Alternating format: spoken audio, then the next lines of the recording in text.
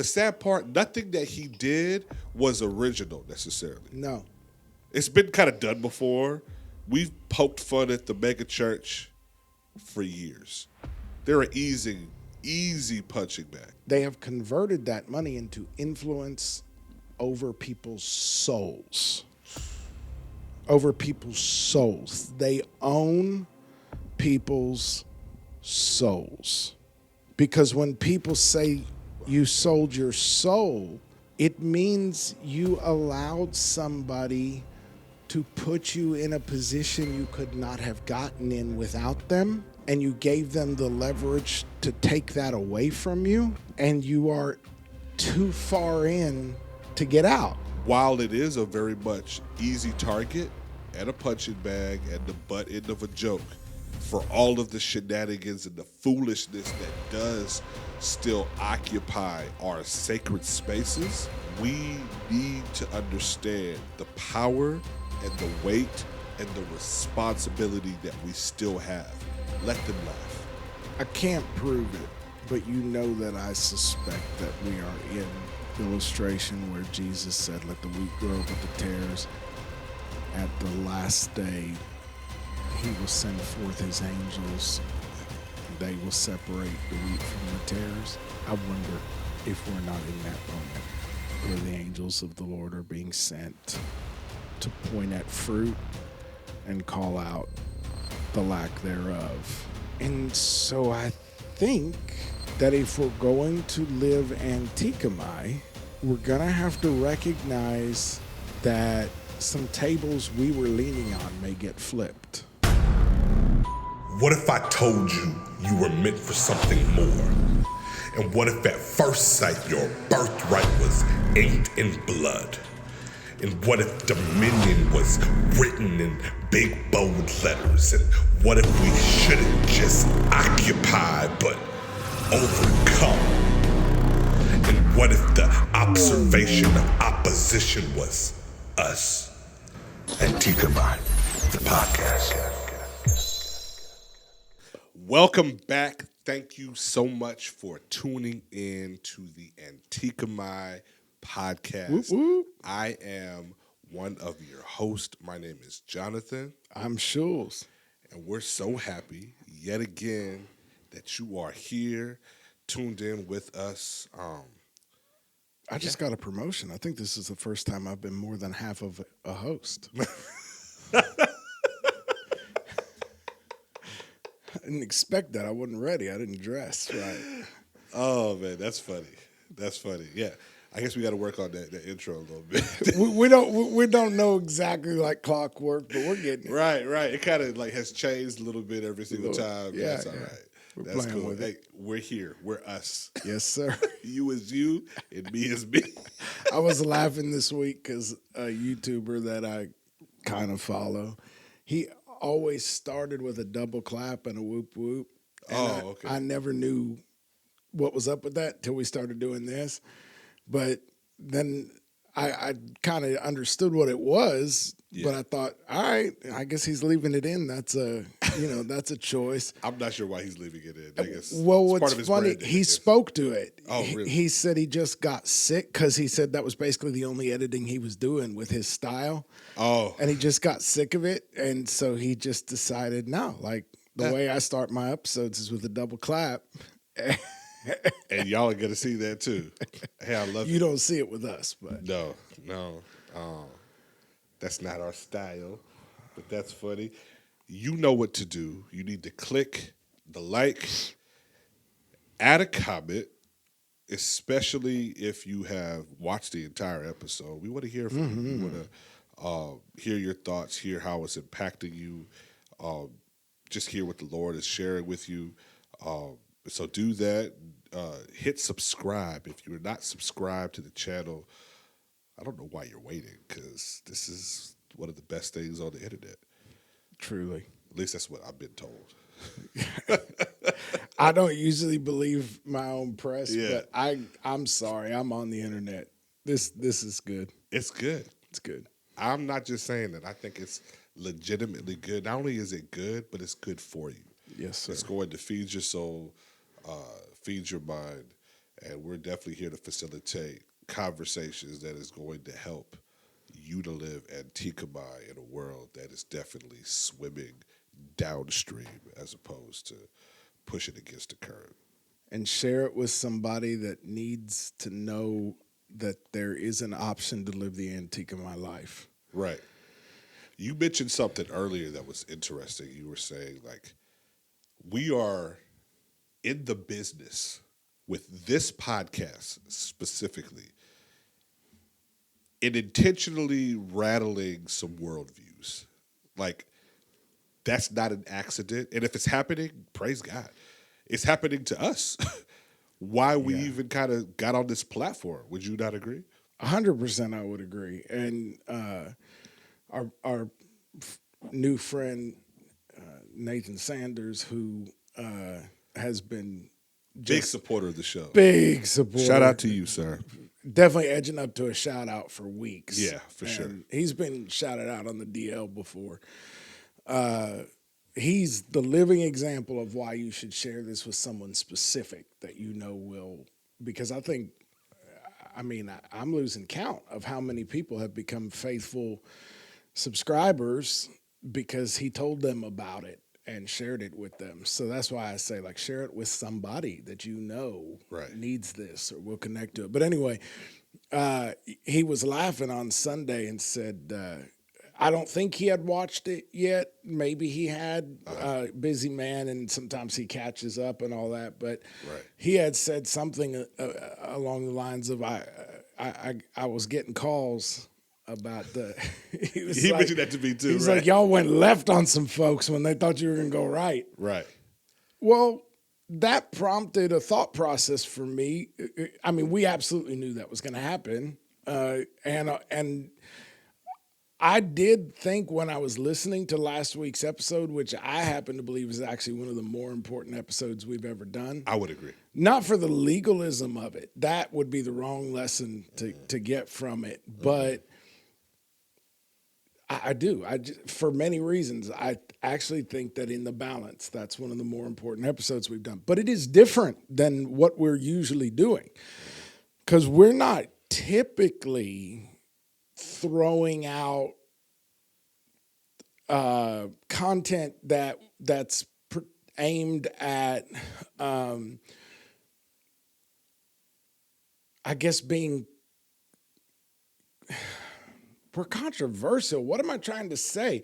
We're not normally driving at a particular view of a particular issue. Right. We're normally like, how do you think about the world from a kingdom perspective? How do you analyze? How do you use discernment? How do you connect to the reality of the kingdom of heaven when you're living in the false reality overlay, as what's his name, Pastor Dan Duval says, and that's kind of been more our take. And I don't know that we've even done enough episodes yet to know how unusual last week's episode was or wasn't in the balance, but it's a little unusual for what we've done because we're taking an issue directly head on and going, here's where we stand on it. Right. And I want to kind of encourage our listeners to recognize that is out of the norm of what we have done, but we're not going to do things that are out of character for what we are doing. Yeah. So when we throw the occasional dirty bomb out there, there's purpose behind it. Number one, because we don't do episodes we don't feel we're supposed to do. Like we're being led. Yeah. But also because I think one of the struggles that people are up against is because there is so much noise in the world right now with so many different people telling you that they have the inside scoop on something that you've either been lied to about, deceived. I mean, it gets ridiculous. I don't know how many more times I'm going to watch a stupid, short that tells me that I've been, peeling bananas wrong my whole life, cutting pineapple wrong. I mean, really, like that's the whole thrust of everything. Yeah. You've been cracking eggs wrong your whole life. And so first of all, that builds a level of fatigue. Number two, a lot of times they're just baiting you. Like we've definitely learned that. But it also, I think, leads to I see a few different kinds of reactions to it. One of them is people who are blown about by every wind of doctrine. Everything they see upends their whole world, and now they have to. It's a house of cards. It really is, because they're just getting, people that are living like that are just getting obliterated right now, because they wake up in a whole new world every 5 minutes. That's scary. It's tumbleweed living. There's no roots in that. But then you do see this other kind of reaction, I think, that is probably from fatigue, or in some cases maybe just defensiveness of people that are a little dug in, because they're like, like almost like I can't let go of what I know because it's so turbulent out there that, like. Well, you spoke to that on Sunday, and you gave, how do I put this? You gave like the bones of what people are scared of. Mm-hmm. Speaking to that very thing, if they were to upend or have a different point of view, or even agree with something so contrary than what their tribe ascribes as their particular belief system, if they even dip their toe in the water of agreeing with that, you've lost your entire tribe, because they're going to turn their back on you, or at least that's what fear is telling their mind. And so they're just, do I got to switch teams all of a sudden? Where am I at? I don't know if I'm coming or going. And so they deal with that fear response almost immediately. So when someone challenges their worldview on what they've maybe been taught their entire life, right, that is unnerving. It's terrifying. Yes. And so, I mean, like, we just want to, like, speak to that of, like, we get it. We know that can be terrifying. Yeah, definitely not speak down to it, because, man, I still live it. Like, less, for sure. It gets easier as you go. Yeah. But I still live it. I still especially now that, by God's grace, I am often living life at a higher capacity of awareness. I was going to say self-awareness, but self-awareness is just included. But just a higher awareness level of what is playing out. And so it is a little like I'm living in this body, playing the role that this character was given in this realm. But I'm also watching that play out from a higher plane. That's what it means to be seated with Christ in heavenly places. Right. So I'm also watching that play out. So I'm not just the character, I'm also aware of the character. And as that awareness has increased, I see myself get uncomfortable when I am challenged in areas that I know could lead to me being run out of the herd in my tribe. And that's an uncomfortable feeling. Humans don't like that feeling. No.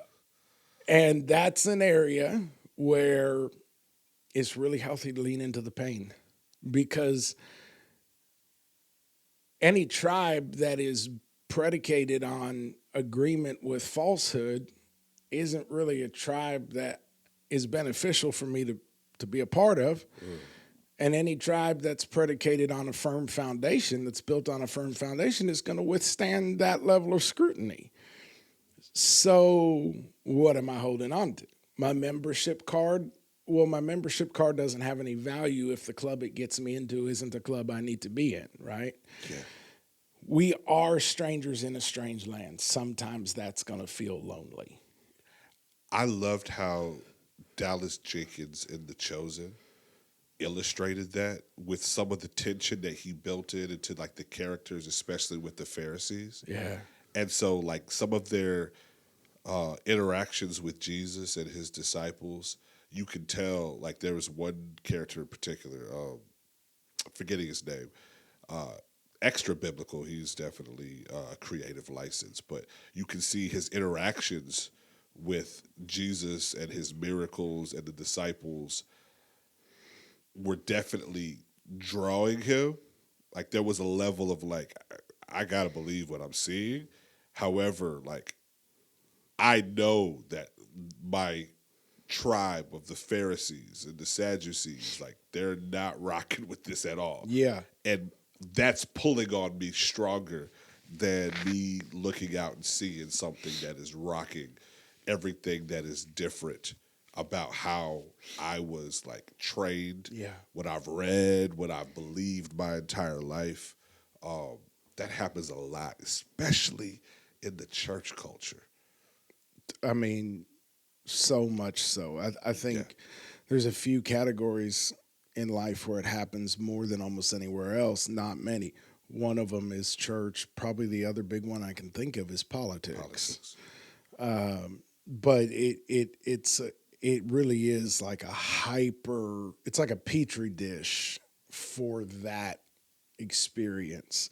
Right. Religious identity I was going to say it feels safe, but I'm not sure that's true.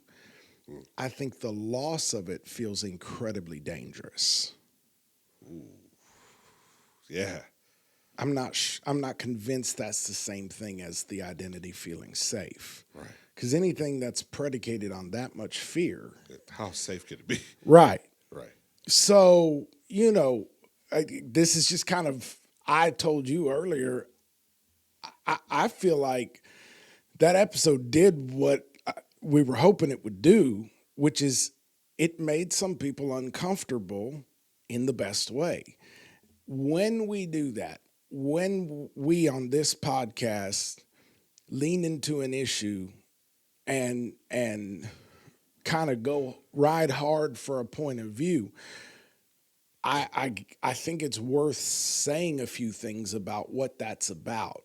Because number one, yes, we're doing what we're doing because we believe we're being spirit led to do that. But then following that as the base presupposition, when we do that, our goal actually isn't to make you agree with us, at least for my part.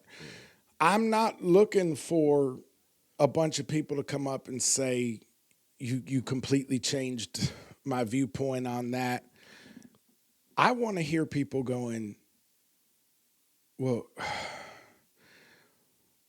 I'm not sure what the implications of that are. Why are we talking about that? Like that, somebody being that rattled to me is one of the best things if we are on this journey of coming up out of our bondage to this matrix of sin and death that we're all moving through.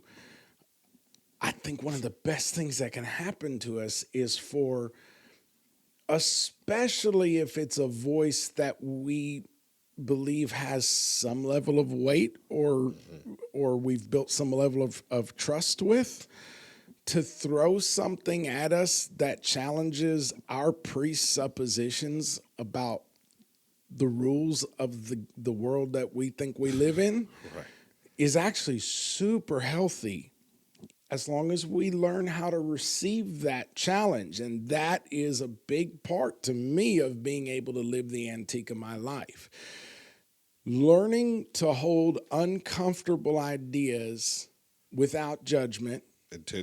Intention with what we think we know. Yeah. And ask the Lord. You've been one of the best people to champion that idea for me. I want to say I've heard that before, but I don't think I've ever heard it explained quite like I've heard you consistently kind of drill that in a very loving way. And it's you kind of did it like how you did even with the rhythm of the Sabbath for me. It was like, this is like something that I have put a boundary marker in my life that is like, this is not really touchable because this is the best way that I feel that me and my family could be obedient to what the scriptures are saying, right? In the same way, you have like consistently talked about holding ideas very loosely in some ways, but they could be quite opposing. They could be contrasting to one another, but you're not necessarily casting judgment one towards the other. You're kind of allowing the Holy Spirit to really, really bring to the forefront what needs to be like adhered to. People struggle with that. I know I have. I'm so with you. And I can say to one degree that I've learned, but also in another very real way, I'm learning to trust God, to trust the Holy Ghost, to trust His Spirit in me to bring clarity at the right time. Yeah. But the huge temptation is to just spit stuff out, just throw stuff away that makes us feel that uncomfortable. And I think that's often a mistake. Now, I think part of why some of us struggle with being able to hold those tensions and proceed with peace, trusting that He will bring clarity when the clarity is, when I'm ready for it, when He's ready to bring it in my life. But a lot of times I think it's when I'm ready for it. When I'm ready for it, I'll have clarity, because the thing that's keeping me from clarity is some form of fear, typically. But I don't think you could have walked with Jesus without having that ability. I think that was happening to those guys every day. Yeah. Like, they didn't even know sometimes where they would be spending the night. Right. It's like, where are you staying, Rabbi? Come see. And he Right. he was unpredictable as, and then there's mobs happening, and those guys had reputations. Some of them had businesses and Families, wives. It was a lot. Yeah. And so if you couldn't have walked with Him then without being able to do that, why would we think you could walk with Him now without being able to do that? Not at a level of intimacy. And so I'm increasingly aware as I go forward in my walk that there's I think one factor that we have to be careful of is, if we are too free with allowing our mind to be constantly bombarded by morons with huge ideas, like by people just throwing stuff at the wall. Last night, I did something I almost never do, which is commented on a when I tell you I almost, it's been a couple of years since I can remember really making a comment. I thought you were going to say you watched a football game. Not quite that rare, but close. Yeah. I don't comment in debate environments online. Right. But I did last night because I felt like maybe somebody would run across the comment that needed it. Yeah. But it was just, it was two Christian influencers. It was a short, and they were kind of midstream. I think the short was clipped, it looked like, from a longer stream. And they were discussing the NIV versus, the King James, basically. Diet Bible. Yeah. And it was from, I'm joking. Matthew? Is it what chapter of Matthew where Jesus says this kind comes not out? Between but by prayer and fasting. Yeah. And they were debating on those verses being Well, that one verse added 25, I think. Yeah. Isn't in the NIV, and they're so it go the way that in their print Bible, the way that it was reading was verse. I think it was verse 22. So it was verse 21, and then in brackets was verse 22 with a lowercase a next to it, and then it just went straight to verse 23. So you had 21, 23. Right. But there was that little bracketed 22 and the little a. And they were just having their minds blown that, my God, like, I didn't believe people that said that these translations are leaving passages out, but it's right. Like, how are you going to just skip a verse number and all of this? And people in the comments were, it was going everywhere from Mandela effect. People were just spinning out. Somebody blamed Constantine. Right. Oh, no doubt. And it frustrated me because, and I made the statement, I said, I don't know their hearts. It may just be ignorance, Right. but it also may be engagement farming. I said, I don't know which it is because I don't know them. But I said, let's be charitable and assume ignorance. If they would have just looked at the A and went to Google and said, what does it mean when there's a letter A next to something in a Bible? You know what I mean? Like, learn how to read a book. Yeah. Because if they would have just dropped to the bottom of the page, they would have seen that there's a footnote that says some manuscripts include, and then it would have had the scripture, the verse you're talking about, right there. And I'm not saying that in defense of the NIV. None of that. That's none of what this conversation is. The NIV is not my main translation, but the point is that's fear, and you're scaring people, you're confusing people. It's so simple. Yeah.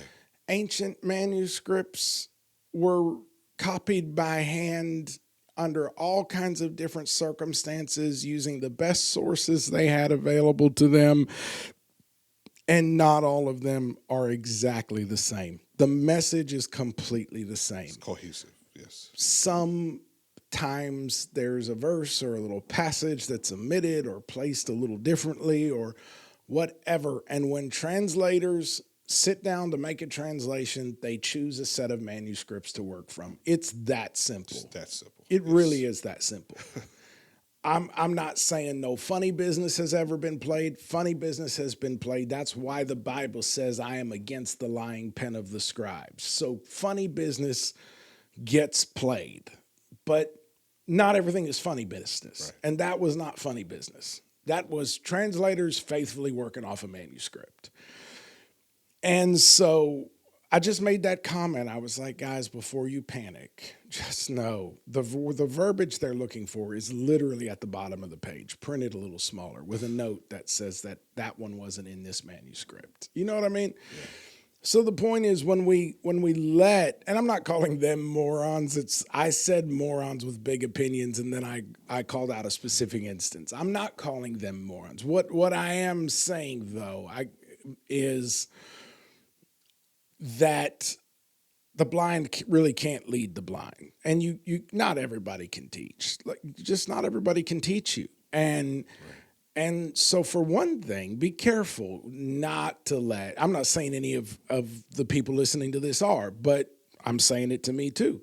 Be careful not to let so many voices in with so many big opinions about how many books there are in the Bible, which denomination is be careful, because sometimes by the time you get challenged in the right way, you've already got challenge fatigue, and you're already, you know what I mean? That's good. You don't challenge have the fatigue. bandwidth. Yeah.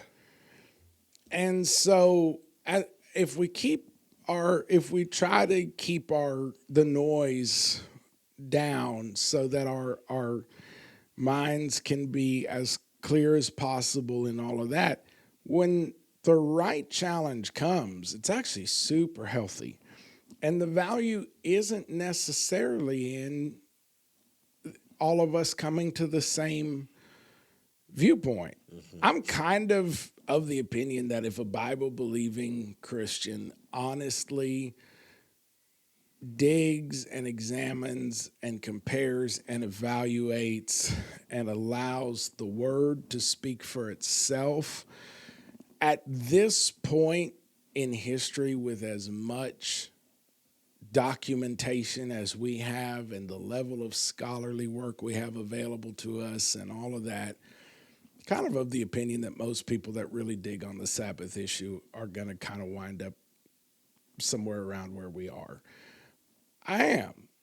But if they don't, I'm confident that if we can keep the right spirit and be able to receive a challenge without letting it destroy our peace, we will all be better for having had the discussion. We will be closer to him. We will know his word better. We will be more conversant with each other. We'll understand where each other are coming from. And one of the comments that I heard was, isn't that kind of like a Seventh-day Adventist? Isn't that what that is? And I get that. That is a fair comment. Yeah. Because it's funny when you and I were sitting here thinking, because that hasn't really been my experience of who represents that. I know they do.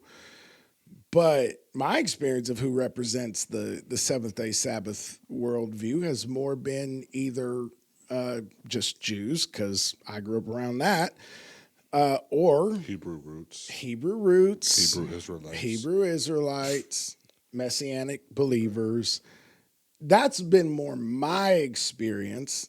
And of those, Hebrew Israelites and Hebrew roots particularly tend to have some concerning elements for me that I'm not. I kind of felt the way the person commenting about the Seventh-day Adventists probably felt, like, I don't know about that. Right. But at a point, I had to be willing to go, forget the tribe. What about the idea? What about the challenge, the flag that's been thrown on the plate? Is there anything to that? Because that's, to me, the matrix in motion. When we hear an idea and our mind immediately goes to, I don't think that's my tribe. There you go. There it is. That's the little trick that's been played on us. We think that there are taboo concepts and ideas we're not allowed to engage with because that's not the colors on our jersey. Yeah. Yep. And that's the matrix. Yeah. So much has been stolen from the Christian playbook by the enemy, by New Age, 100%. by the occult. Like, just plagiarized, completely stolen, rebranded, and put a Baphomet on top of the page with the concept. And it's like, you didn't even come up with that. Yeah. That's a God idea. Yes. You know what I mean? Like, that was a God concept, how he's interacted with his creation in the universe. You don't get a chance to steal that away. Right. We mentioned a while ago, like, the concept of even, like, meditation. Like, that was a God idea. Yeah. That has been completely co-opted by the enemy and Eastern mysticism. So now, like you said, like we have such a Pavlovian dog response to the word works. Yeah. It's like, oh no, you're trying to buy your salvation. No, we're not. Yeah. We're just reading the text and what it says. Like, how can we get so far away from what the black and white pages tell us just because it's been presented to us wrong, and in a very cartoonish way sometimes because they have ulterior motives, I think. But we gotta read, man. Yeah, We gotta read. we got to read. Learn how to read. Truth can't be stricken from the menu. In other words, the way God set things up, truth is always going to be available. So one of the options for the deceiver was not the eradication of all truth. He would have loved that. Yeah. But It made his job a lot easier, right? right. Except for the uncomfortable fact that the eradication of all truth would be the eradication of the very universe he's trying to take over. And so he's stuck with the Logos. I mean, he's trying to hijack the world that is framed by it. So he can't. It's like mutually assured destruction. He can't destroy that because there'll be no kingdom left to. He'll disappear. Yeah.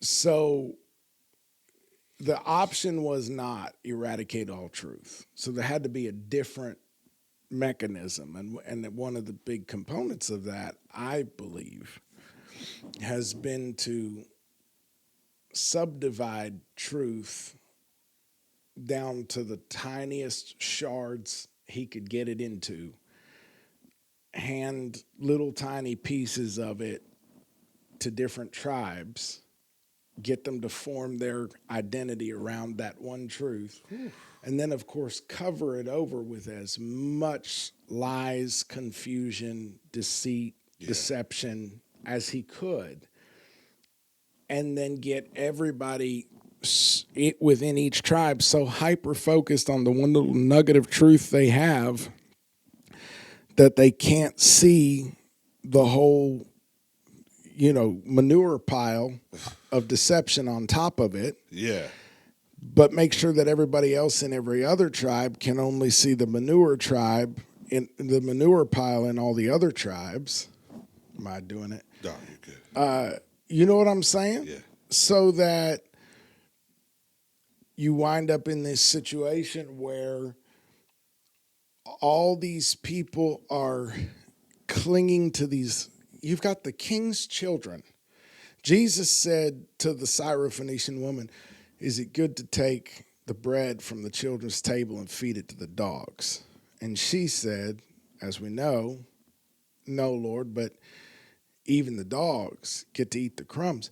But in this perverse matrix of sin and death, as it has developed out, you have the father's children crawling around on the floor, holding on to crumbs. Oh, my goodness. And forming their whole identity around it and telling each other, "You don't have any, we have it all." "No, you don't have any, we have it all." Because right here, look, it's right here. I've got this crumb. Ooh. And just above our heads is a feast Master's laid. table. The master's table. And so ideas become associated in our minds with tribes. And when it's not our tribe, we think the idea automatically must be disqualified. And so that's why I say, I think it's really important for people who are getting on board with the Antikemi fifth column that are wanting to sign up for active duty in this, to say, I want to represent this movement within the kingdom, for the kingdom, and advance the kingdom against the other kingdom. I think it's important for us to learn how to hear a challenge and be okay with the discomfort of it, and be at peace that the God that has given us as much truth as we have and brought us as far as we have will hold us in that truth and keep us in that truth, and that and realize that that our membership in the kingdom is not always the same thing as our card that lets us into the tribe, that lets us into the club. We can lose a club membership, or here's one, we can acknowledge that some other people may be in the kingdom that don't go to the same club we do, that don't have our membership. And also we can be aware that just because we see all the deception in their tribe so clearly, that doesn't mean that there isn't a nugget that they're holding on to. And if that is true, that nugget doesn't belong to that tribe. It belongs to the Father. That's where it came from. Yeah. So that's what I think how growth for me in the last, it's going back years now, has largely come as I have been able to surrender my interest in the preservation of the tribe and my standing in it, and just practiced examining fruit and holding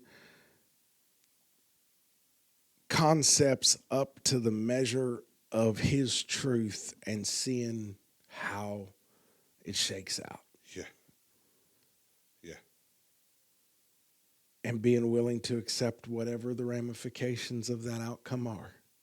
Not only willing, the more you do it, the more eager you become. Really, we didn't get to the good stuff about Sabbath last time.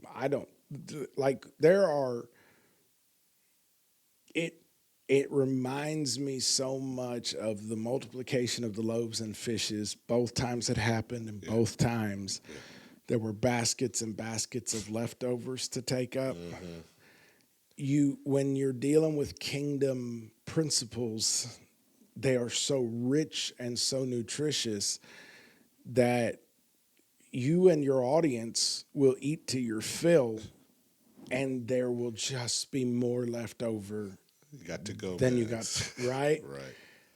And I'd love someday to come back and go into some of the really good stuff. But if I've learned anything about this walk of waking up and remembering who we are, what we represent, how we're meant to interface with this realm that we're in, Right. it's that it does take, that process takes time, not because God is slow, but because human beings, it's a process for us to have our worldview shattered, which results in a shattering of the ego and our understanding of who we are and what our identity is, and walk with that for long enough to be able to reintegrate it and move forward and be at peace again in a reality that has shifted for us. And that's just a process. And so I've learned when a dirty bomb like that gets lobbed at me, I've learned to kind of be excited, because I'm like, well, I don't know where this will take me. Yeah. But I have a feeling growth is coming, and I have a feeling a higher awareness and walking in a higher dimension is coming.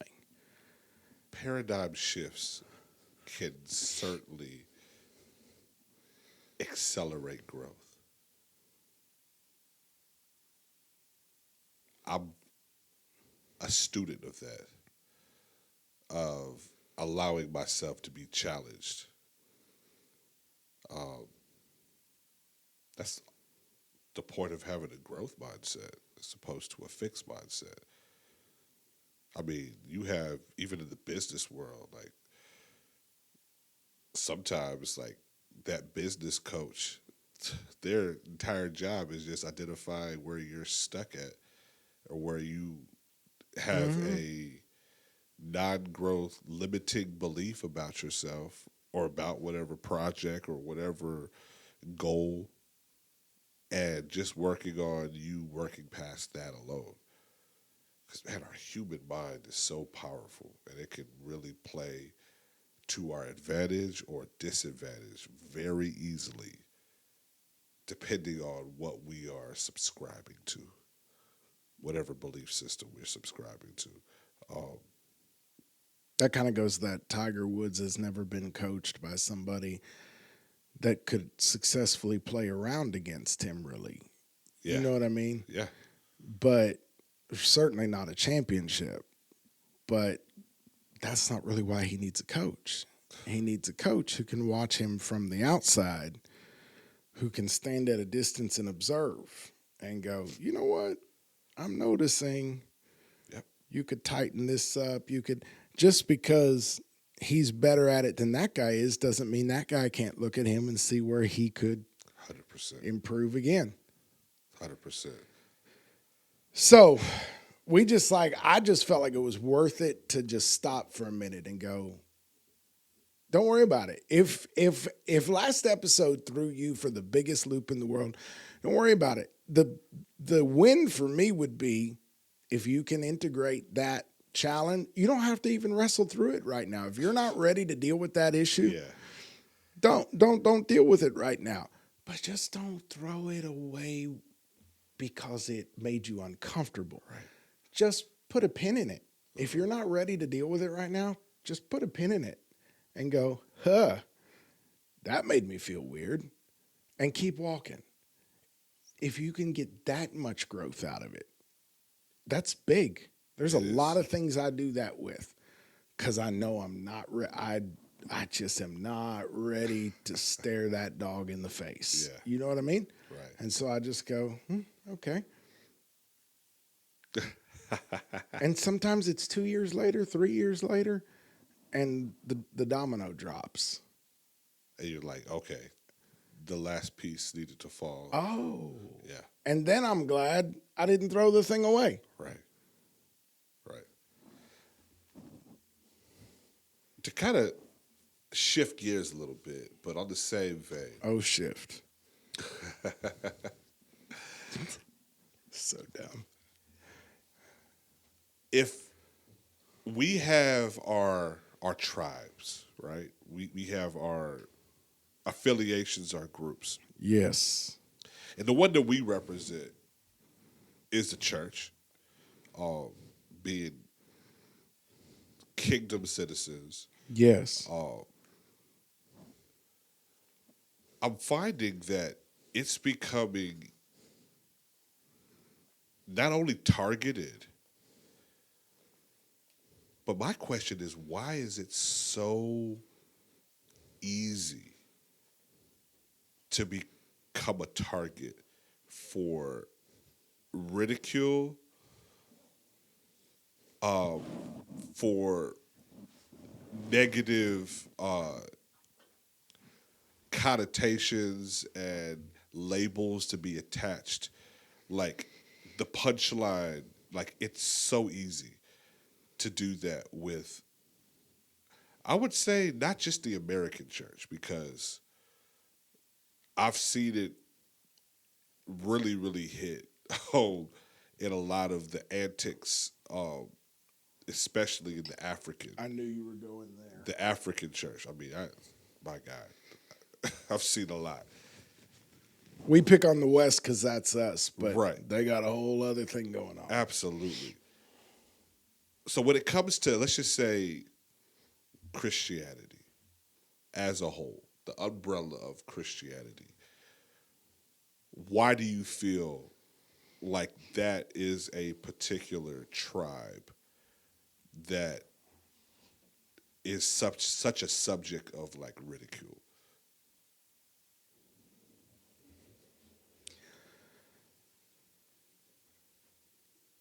This kind of relates to your question last week about why is the Sabbath so hard Yeah. to interact with, to implement. holy things, sacred things are different. I think we're going to get to some other stuff, but because some of that other stuff is going to be pretty self-effacing and you know, we're not going to pull our punches and pretend that we don't have mess, right? Like some of what we're going to talk about why we're easy to pick on is because we deserve it, right? Yeah. So like this is more my preface to that, because I want to make sure that it's clear. We're not tone deaf. Yeah, I mean, and also we're in this thing. Yeah. Like this is us we're talking about. So this is not, but what I guess what I was going to say is, you know, Jews have had this internal discussion for a long time. Why, when we integrate in societies, in nations where we are citizens, when it's America, we feel like we're American. When it's Poland, we were Polish. Like we were Polish Jews, yeah, but France is an example. We were French, but there are Basques in France. They're just French. Like, yeah, there's an ethnicity there, but they're just French because they live in France and that's where they come from. And you know what I mean? Everywhere we've gone to us, we've been them. Like we integrate, but from their point of view, we're never them. Like we're kind of them, yeah, but we're also them. We're othered. Very much so. Yeah. Big thing in this country, Jews were not allowed in country clubs until very, very, very recently.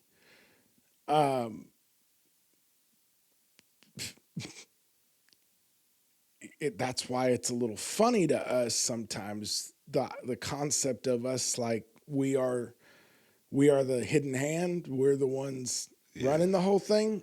It doesn't feel that way.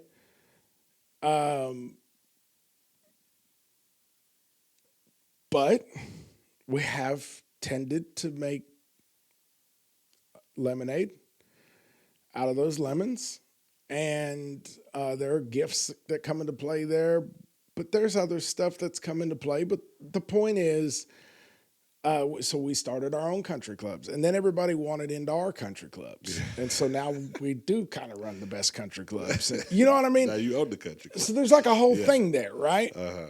But there's an internal discussion. Why aren't we them? Because they'll come to our banks, they'll do our, all that's great, but we're not at their table. Why are we not at their table? Why are we them but not really? We're them with an asterisk, even though to us there's no asterisk. Because the thing that really got Jews confused was after we threw God away, we became totally secularized during the quote-unquote Enlightenment. And kind of led the charge on secularization, because we all know there's nobody more all in for the enemy's camp than a backslider. You know what I mean? So so we were like, you can't get more secular than us, so we can't be God. Like, what in the world? And the truth is, and I was taught this growing up in my parents' home, the truth is, it is God. Because when he marks you, you can turn your back on him, but they'll still see him behind your back. You don't have to live for him to represent him to the world. You may be a terrible representation, but the very fact of your existence is an uncomfortable reminder. Maybe not to you, but to them. them. Because you don't get to erase his mark. You were marked.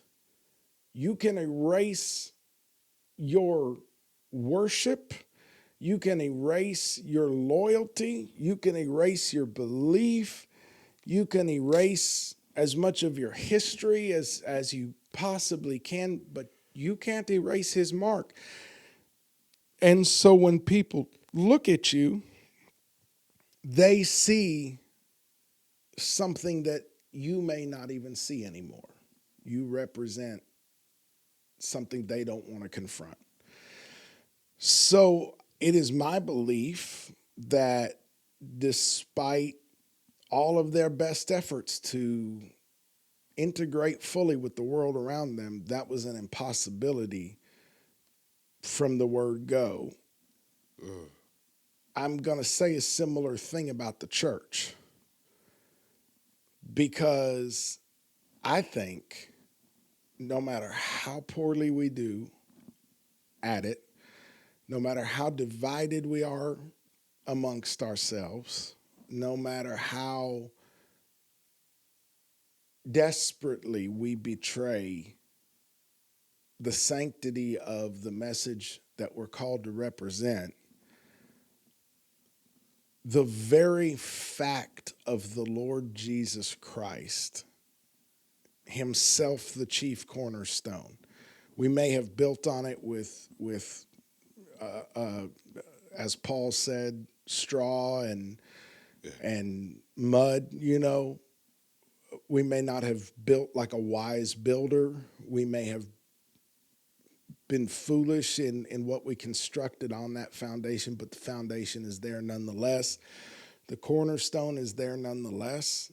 So I think fundamentally, before we say all the like stuff about what we do to deserve being easily mocked, they hate him.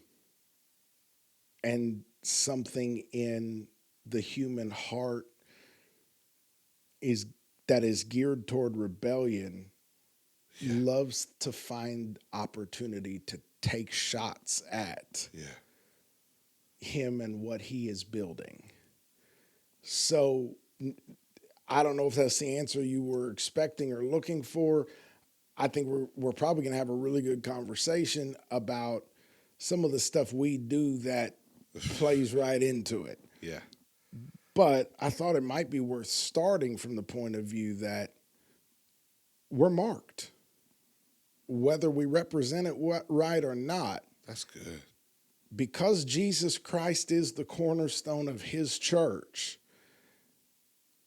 you can't affiliate yourself with Christendom without, he said, they're going to hate you. Yep. They hated me. They're going to hate you. And he said it for my sake. Yeah.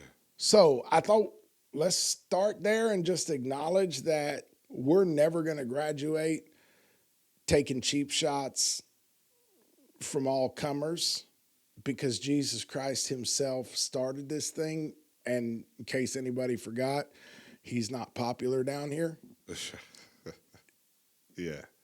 But there's another layer. But is that where you thought I was going to go? Or? No, it's not. So, and I love it because that definitely puts a good foundation of like, well, we could spend all day long dissecting all of the reasons why the target is on our backs and the things that we do specifically to facilitate that level of ridicule happening. But even if we were to walk everything out, play by all the rules, be so perfect, polished, dress right, wouldn't matter, because they are going to hate you. You will be hated by all men. There is something that is marking us. We know what that is. But we as the church, the bride, that's part of being without spot, wrinkle, or blemish. Set apart, like, it's not easy sometimes feeling othered. Right. But I think the faster that we understand that assignment, the faster we're able to navigate all of the different obstacles that we're going to face. Yeah, the sooner we make our peace with that, there are some issues we need to resolve, but the result is not going to be that we stop being othered. Yeah. That's where to start from. Right. But then let's have a conversation. Like, why are we taking so much flack?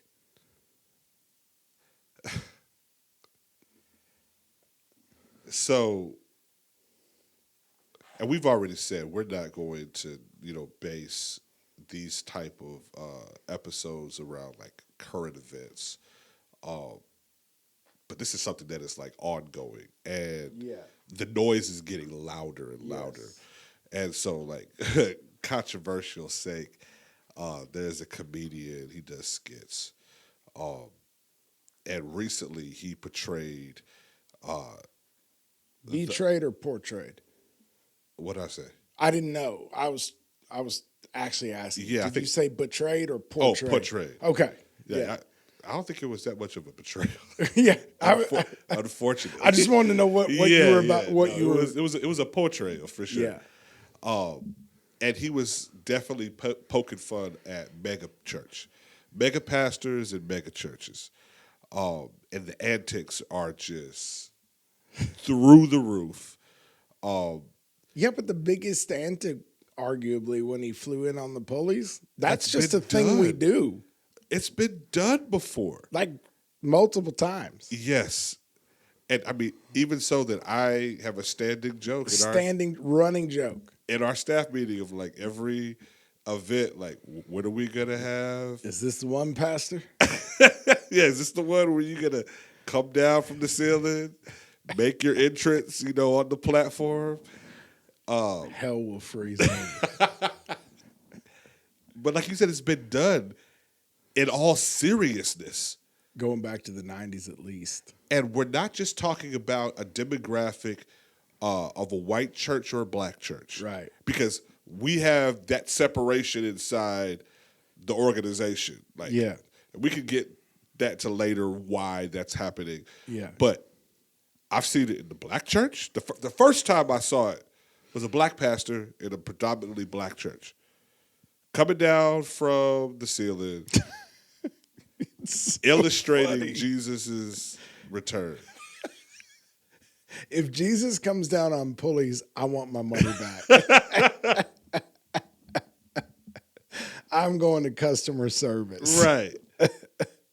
So the first time I saw that was in the quote-unquote black church. And First time I saw it was definitely white church. Okay, so what was... I'm trying to think of the guy's name. Big fundamentalist Baptist preacher that did that at a youth conference, I think. I saw that too. Yeah. Yes. So it's definitely been done. So for him to come down from the ceiling with the pulley, it's not even far-fetched. No, that's just like he just did a thing. It's a parody, to do. right? Yeah. Completely. The offering lines. Too close for comfort. He didn't really do anything that hasn't been done. Most of the discourse that I'm seeing from people responding right now is at least acknowledging that. Like, a lot of what he said... He got in some good singers just because he did the stuff we do. Absolutely true. Yeah. Those were reenactments. It was like, when does the skit start? You know what I mean? It's like, when does the parody start? Because you tune in to any one of these streams on a Sunday morning, you might see some of these shenanigans happening, right? Can I tell you something that occurred to me while I was watching that? Yeah. It occurred to me that if he was doing this, if he was a pastor and he was doing this unironically, which this is a theme with his particular brand of comedy, a lot of times he just portrays real life hilariously. Like it was already funny, Yeah. but it's funny to see somebody doing it that is doing a bit. Right. That's really the only joke. Yeah, you're right. But, and I did not find that I don't know about you, but I didn't find that real unreservedly funny. Like I had my moments where I was like, whew, okay. Yeah. But that being said, there were some pretty funny moments. And what occurred to me was if he was a pastor and he was doing these things unironically, not everything he did, but at least half of what he did, if not more, maybe 2/3, you would have got down in the comments, and there, of course, there would have been people crying aloud and sparing not, for sure. But there would have been a lot of people saying, touch not mine anointed. Woo! You weren't there. You don't know his heart. Pastor, boy, you are so right. He would have had the mobs in the comment Riding hard for him. riding super hard. Don't you dare speak about the man of God Yeah. like that. You know it would have. That's an element I didn't even think about. That's so It made funny. me uncomfortable. Oh my God, that's cringy to think. Yeah, it is. I'm cringing now. Everything that he did inside this skit, I found humor in, with the exception of what? I know which one it's going to be, I think. Oh, do you? Just, I'm going to wait, but I'll be honest. Yeah, that was one, because as soon as he said it, I was like, all right, we're not playing about And that. then the third or fourth time he said it. Yeah, so it's like, nah, brother, we're not playing with that, because that is sacred. Is he a believer? I don't know. Because I don't know that a non-believer would know that. That doesn't make it okay, but there could be a level of ignorance. I think that he has a faith process. Okay. I would like to assume that he's been exposed to a level of church in his life, obviously. Yeah, clearly. Right. But I want to say, like, that he's personally experienced, like, not just like he's had an encounter of something. Right. But some of the, like, I've seen him in a couple other things where it's just a caricature of the church. It's not actual. It's like every movie that they like do, like the church, it's always over the top. But I get it, because there's a lot of stuff that we do that if you are not properly introduced to that, I mean, we just talked about that on this past Sunday. Like the Pentecostal apostolic experience is not something that can just be observed from the outside looking in without context. Right. And you'll either leave with curiosity or contempt. Right. There's really not a lot of room for the middle. Yep. Like you're either, okay, I want to experience a little bit more of that, or no, that's... And it also often doesn't play well on screen. Yeah. I've actually been very uncomfortable watching what I strongly suspect were genuine moves of God. That's so good. But you see it on screen and you're like, And if it makes me cringe and I grew up in it, right. I'm not sure that's meant for the screen. I have 100% experienced things in rooms where you can feel the tangible weight and manifestation of the presence of God that is giving his stamp and seal of approval of whatever's taking place as far as a gift in operation. Yes. And then see that same type of ordeal, like you said, on the screen, and I know the fruit of the house. Yeah. And I'm like, this is obviously not staged. This is not something that I feel is inauthentic. Right. But it still kind of made you... It feels weird. It feels very weird. Like it should not have been clipped. And I always think when I broadcasted. see that or hear that, if you had not ever had any experience with this, you would just write this off as whacked.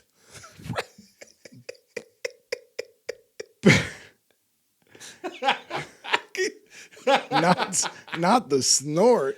Oh my! I just imagine somebody who doesn't have all of our life experience inside the house of God. Yeah. I guess I grew up in it. I don't know a life of being an adult without that frame of reference and being exposed to that. Like, I just don't have that. But I can only imagine what somebody who is like, these people are crazy. Yeah, they have lost the plot. Right. They are stark raving mad. And Paul said that in 1 Corinthians. Yeah. He said that. People are going to think you're lunatics. Like, chill out. Have some decorum. I was like, what are you doing? Oh, my gosh. But you can tell, you're clearly talking about the same thing I'm talking about. The part where you were like, oh, I'm not on board here. Right. So, let's just talk about it. Well, actually, before we get to that, we could, the money lines in the offering, several offerings, and how we treated money, that unfortunately is pretty accurate in a lot of ways. Yep. It made me sad, but it's very true. Even how he ended the skit, he always ends his skit with some level of like twist, I guess you could say. Yeah, the end was intense. But I get it. I do too. I get it. And I mean, it has like the pastor inside the Bentley, and a church parishioner is like, hey, can you pray for my wife? And his response is like, did you pay tithes? And the guy's like, well, no. And he's like, get out my face, as he peels away, get your hand off my car. I think he drops an F-bomb. He does. It's like, well, Christians are going to be offended at the F-bomb. What's your take on that bit? That particular part of the bit. The F-bomb is not the problem. No, but that is what Christians are going to get hung up on. And that's the sad part, is that they are probably going to be focused on the language and completely miss the spirit and heart posture behind something that needs to be addressed. Like, as a shepherd, I'm not saying that you are held hostage by every encounter with somebody that you happen to have. But that heart posture of like, have you given or paid your way to allow me to give you any bit of my time right now? Or the material object is so near and dear to my heart, like don't touch my car. That's sad. He's a comedic genius, in my opinion. Uh-huh. Not every comic is. I think he is. Comedic geniuses have layers, and not everybody's always going to get all the layers, but I felt like one of the layers there is his choice of the term "my car." For a pastor whose support is drawn from the Lord's tithe, to say to a member of the flock or a guest or anybody, get your hands off my car. The heart posture of I thought he was pointing at. There's the heart posture of the car, for sure. That's questionable. Yeah. Certainly the heart posture of, are you a tithe payer before I decide whether I'll pray with you about, that's questionable.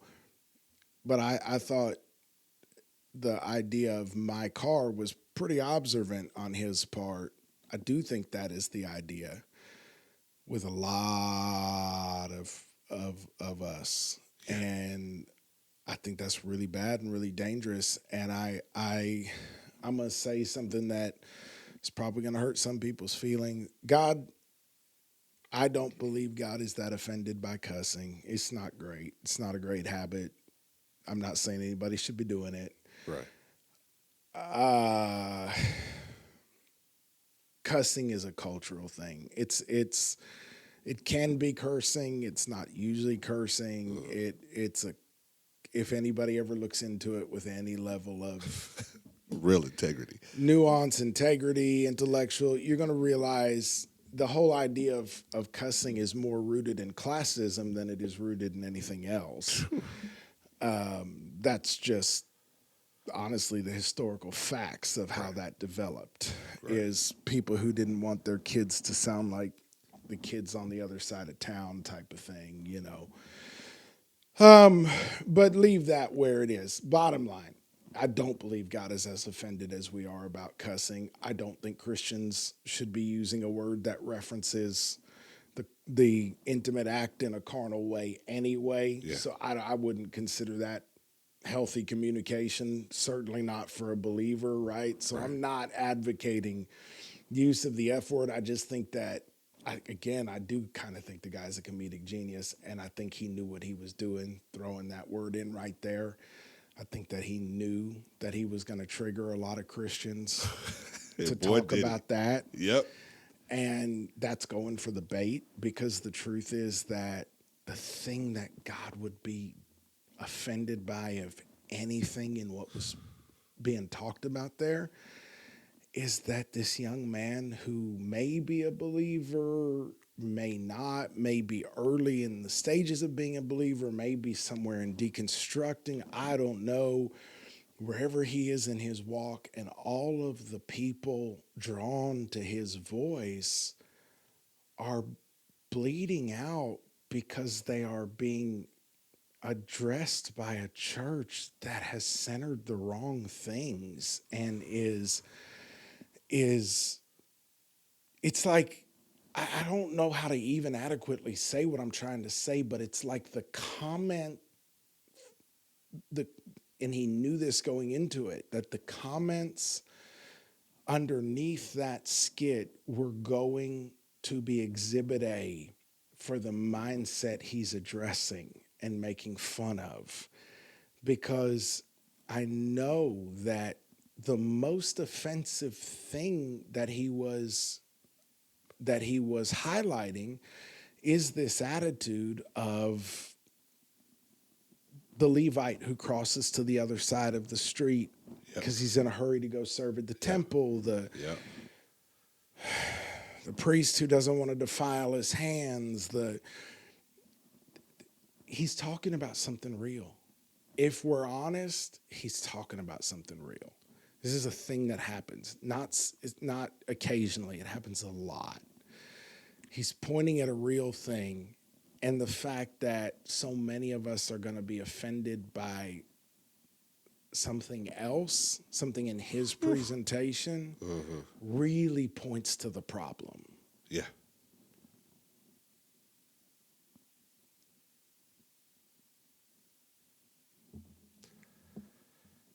The other, before we get to the one thing that I think was definitely crossing a line, I don't know how you felt about it. I'm going to impregnate you with the word. Then he did like an Oprah goes to church kind of Yes. thing. Yeah. The sad part is that I have heard eerily similar phrasing that sounded just as sexual, charged, just as inappropriate, whatever adjective you want to throw inside there, over the pulpit as that. And like that wasn't even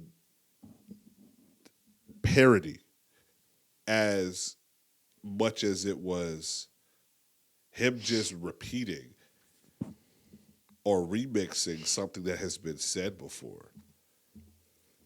And if I'm not mistaken, I believe it was, his name is just escaping me. It's the late pastor from New Birth. Oh, really?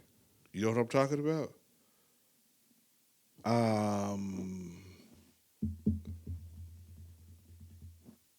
That died during COVID? Was it during COVID? Is that no? Let's just look it up. I'm almost positive that is who I am referring to.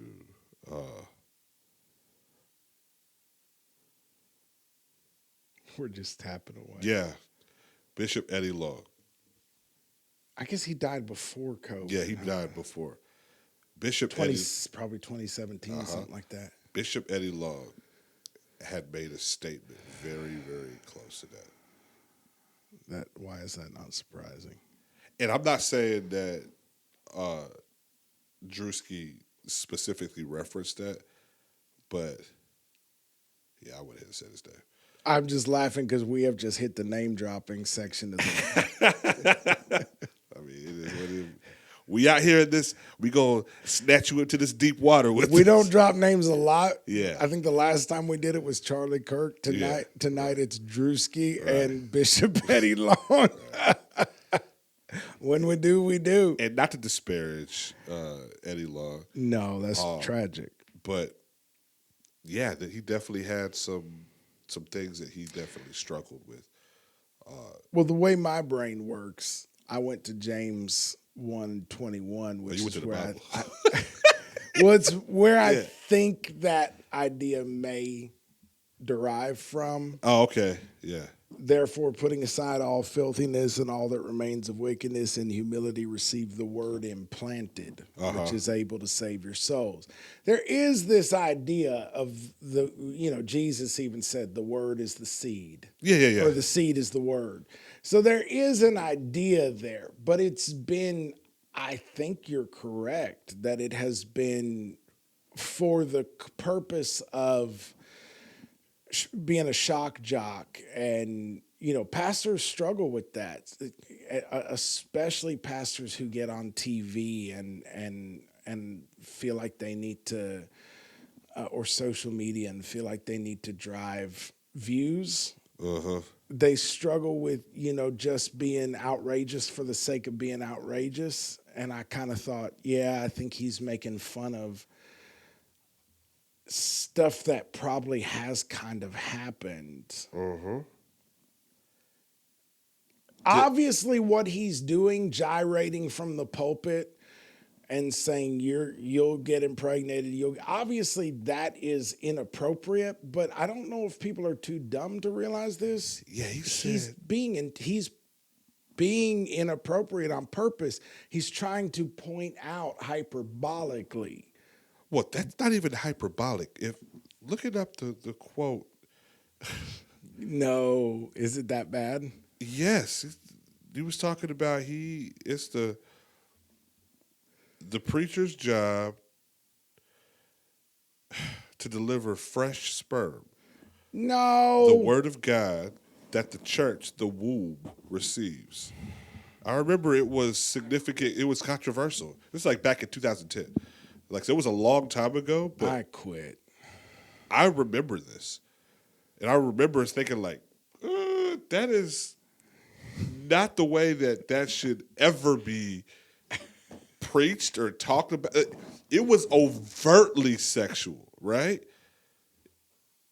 And so when Druski said that, I was like, oh my God. And this is why I think that he is referencing that, because he's out of Atlanta. And so, like, that was a big thing inside Atlanta during that time. I'm cooked. I can't. And so it's like, it's not even far. He's basically saying, Just quoting I'm pastors. just at quoting, this point. he's a mega pastor, right? And I mean, come on, back in the day, like, he was definitely attached to, like, the quote unquote mega pastor, like, stereotype. Oh, for sure. You know what I mean? That we had, we thought of mega pastors. He's one of the names that would immediately kind of come up.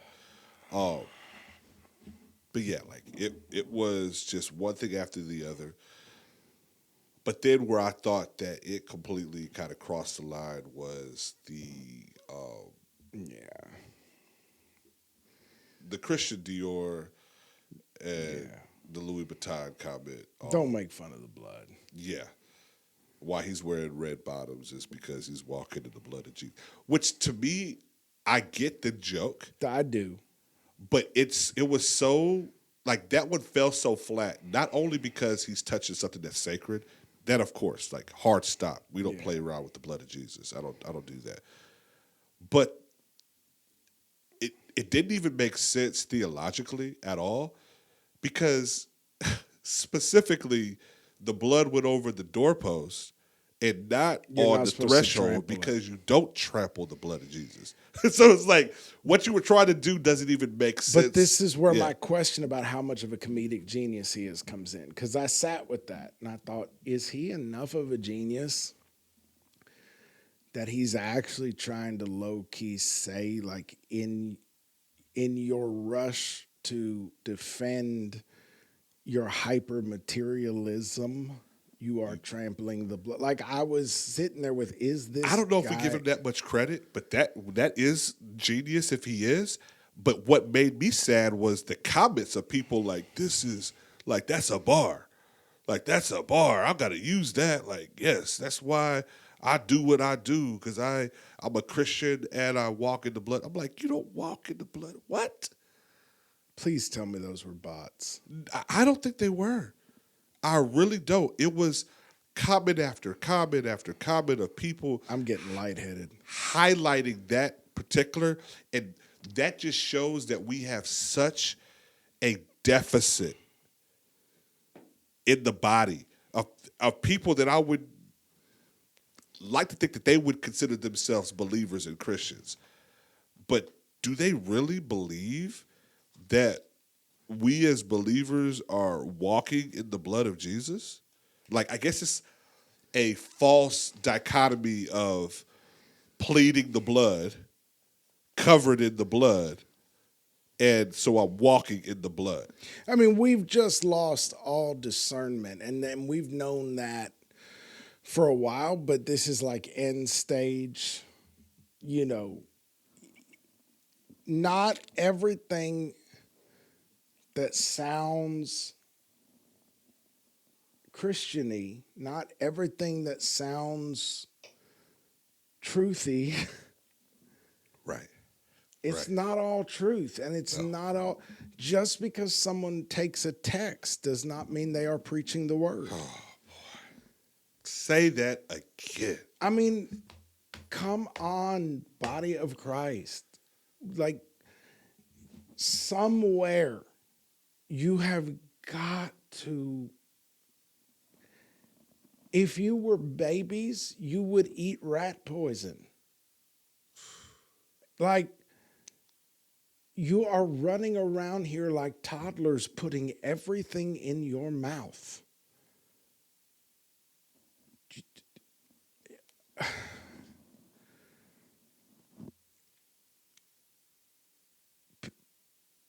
People are going to have to, in this hour, invest enough effort into their soul's condition to be able to distinguish.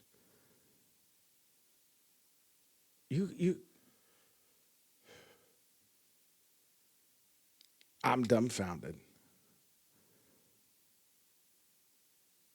And that's what I think really, really, like, made me tremendously sad in the midst of all of the obvious chuckles. But it's like, man, people really don't get it. Here's what overall, and I know, like, we're not going to get invited to any parties after this. Like, this is our commentary on a comedy sketch. But, like, I did chuckle. There were definitely moments where I chuckled in that, and I'm definitely not mad at Druski. Right. I whispered a prayer for him when he was doing the blood bit. I was like, okay, bro, like, you're skating the line. Like, I get what you're trying to do, but, you know, you just don't want people to play around and find out.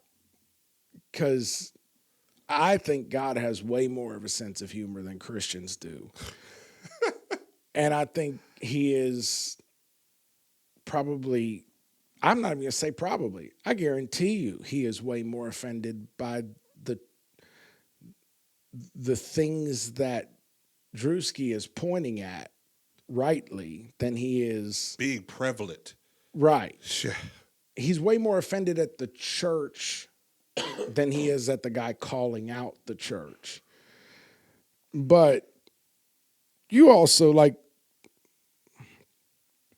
sacred things are sacred. And so, like, it's kind of like joking with a guy about his wife. That's exactly what it's like. That's exactly what it's There's a line. Yeah. And you got to know what it is or you get popped in the mouth. Right. You go from laughing to, you know what I mean? Real quick. And that's where I'm like, oh, okay, Father, help him out. Because that was a roller coaster, and that particular twist wasn't my favorite. Right. But on the whole, 1 Samuel 2, verse 12 says, now the sons of Eli, the high priest, were worthless men. They did not know the Lord, and the customs of the priests with the people. So they did not know the Lord and the custom of the priests with the people. When any man was offering a sacrifice, the priest's servant would come while the meat was boiling with a three-pronged fork in his hand. Then he would thrust it into the pan or kettle or cauldron or pot, and all that the fork brought up the priest would take for himself. Thus they did in Shiloh to all the Israelites who came there. Fair is fair. You don't muzzle the ox, right? You plunge in the fork, and God decides what comes up on it, and that's the priest's portion. Right. Also, before they burned the fat, the priest's servant would come and say to the man who was sacrificing, give the priest meat for roasting, as he will not take boiled meat from you, only raw. If the man said to him,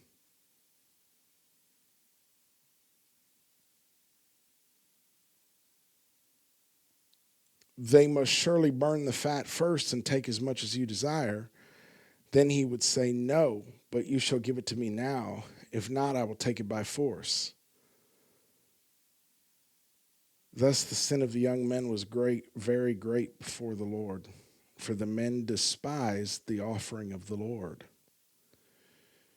Another translation says, for they caused the people to despise the offering of the Lord. Here's the thing.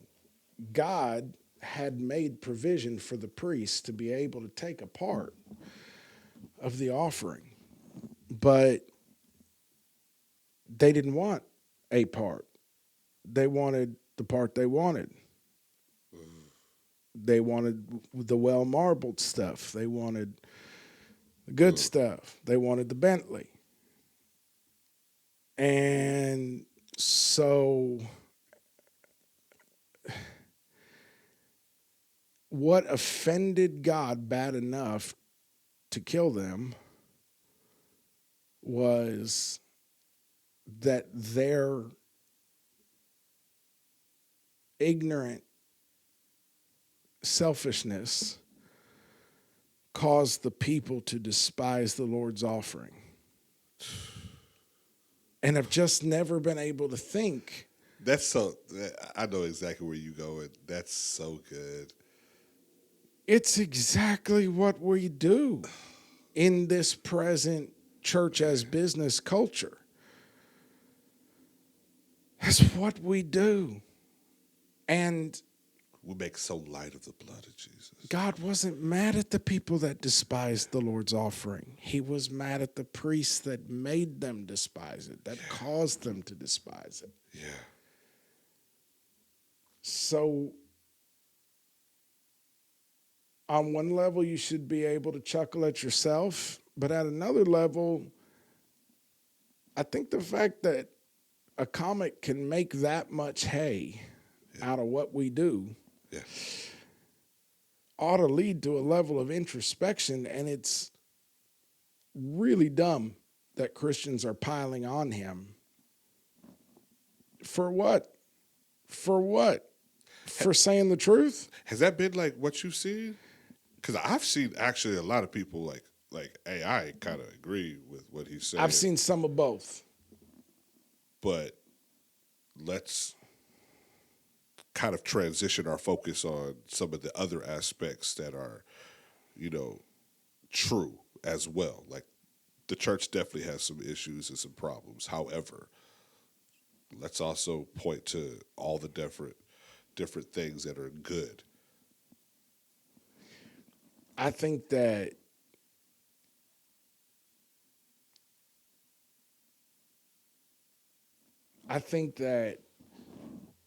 a lot of people, unfortunately, that our church hurt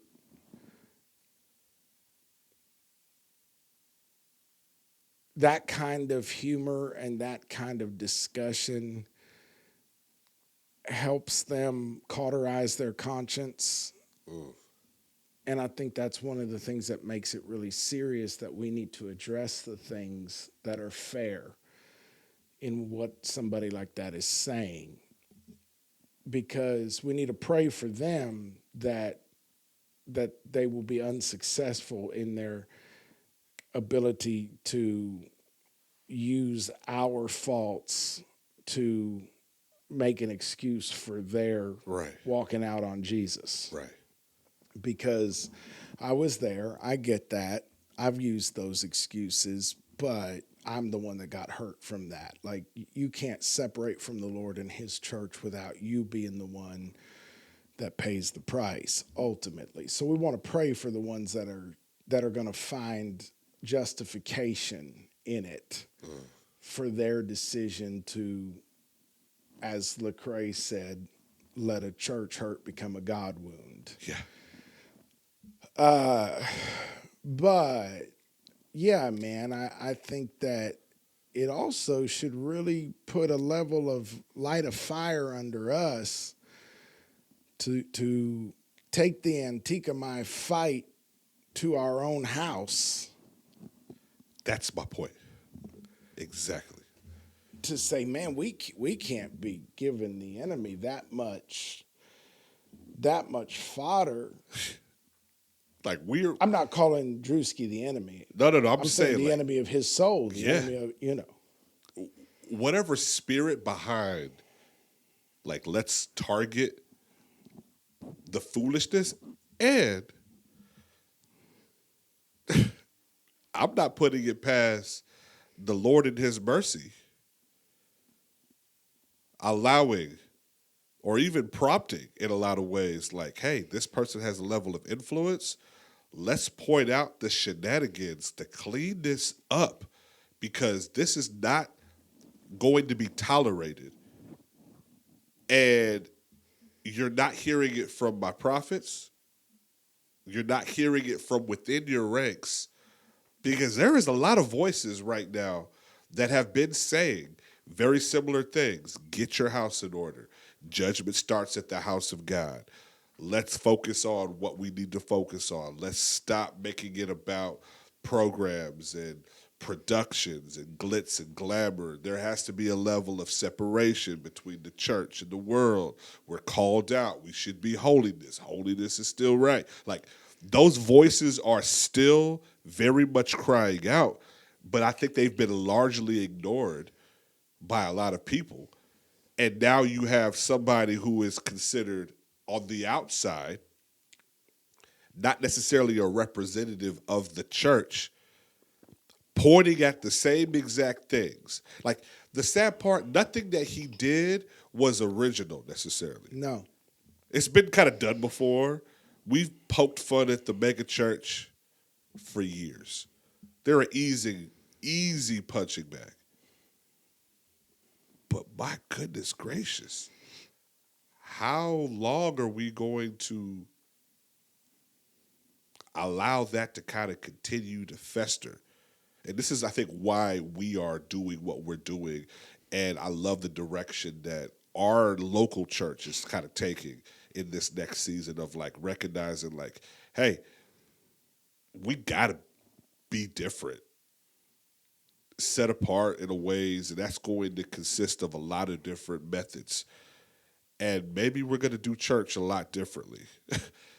Maybe the way that we have, and I love that. I saw this one comment, and he says, like, yeah, the world is, like, laughing at us because we're so afraid to go back to how the early church actually chose to gather. Like, man, they were They were really gathering under a level of persecution, but edifying and fellowshipping with one another, breaking bread, really feeding the homeless, doing things that like mattered in the community. And I'm not saying that we don't have those aspects right now. There's a lot of mega churches doing a lot of great things, feeding sure. a lot of families, paying off a lot of debt. Say what you want to say about Transformation Church and some of the antics that we've seen from Mike Todd for whatever reason. But they have given millions of dollars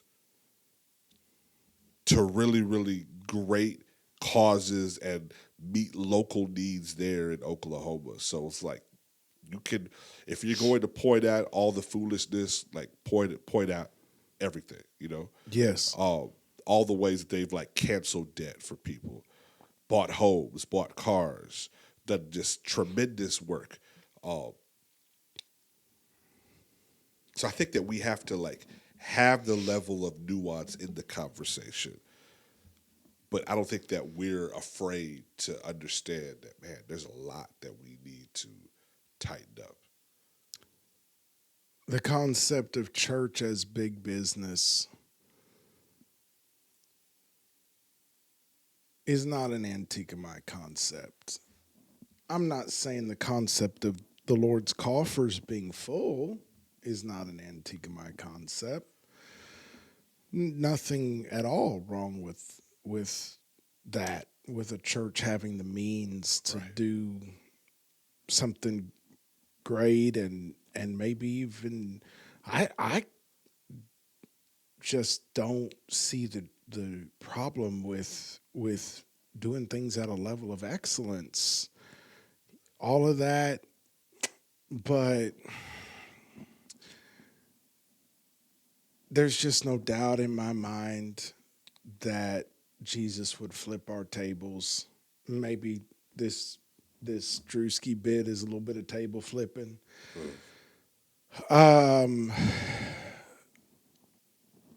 It just,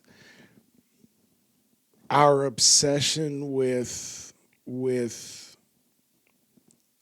branding and what we call legacy, by which we really typically mean reputation, standing in the community, all of which can be good. That's the thing about idols. Mm-hmm. They're not made from bad things. Yeah. You know what I mean? Right. So anytime it's pointed out, you can say, well, what's wrong with a church having a beautiful building? You're asking the wrong question. That is definitely the wrong question, because there's nothing wrong with that. The question is, and I think for the most part, as much as we can, I would hope that this would be an internal question for each local church to be asking themselves more than me asking about them, unless you're called to speak with a prophetic posture. But even then, Jesus, is the one who said, like, I'm not judging you, the word is judging you. So even then, it's like you may speak with a prophetic posture, but that doesn't mean you're sitting there analyzing who it's hitting. Yeah. You just know you're speaking into an issue. So for the most part, I would hope this wouldn't be one pastor or one church, giving bombastic side eye to another pastor or another church, but I would hope it would be us getting before the Lord and saying, is this the building you would build here? Is this our budget priorities, what yours would be? Yeah. In our city at this time, with what we have, with who we're ministering to? Those are the kinds of questions that I think could lead somewhere. And the truth is that all the cattle on 1,000 hills belong to him, and the earth is the Lord's and the fullness thereof. And it's not the will of God, I don't believe, for the church to be operating from a position of lack, but the Bible tells us that there will come a time, and I would argue we've got to be right there, where we will not be able to participate in the monetary system of Babylon. Right. And so what does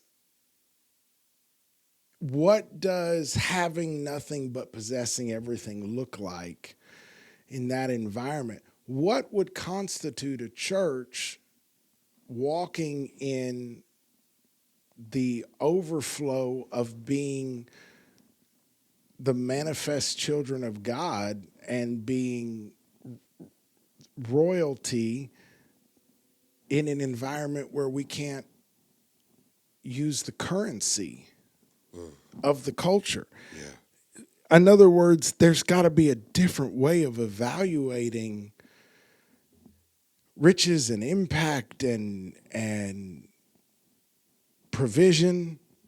And I'm not even, you and I talk about this all the time. I'm not even saying I know what that looks like. Right. I just have a strong sense that we've run out of runway.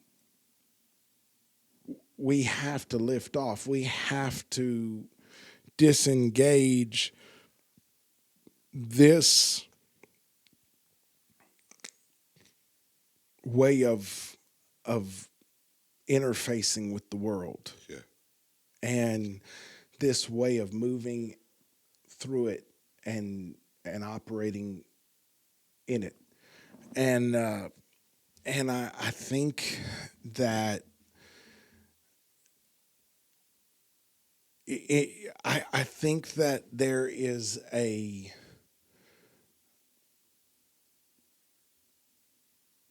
level on which the next 5 years, if the Lord tarries, are going to be almost unfathomably uncomfortable for the Lord's church.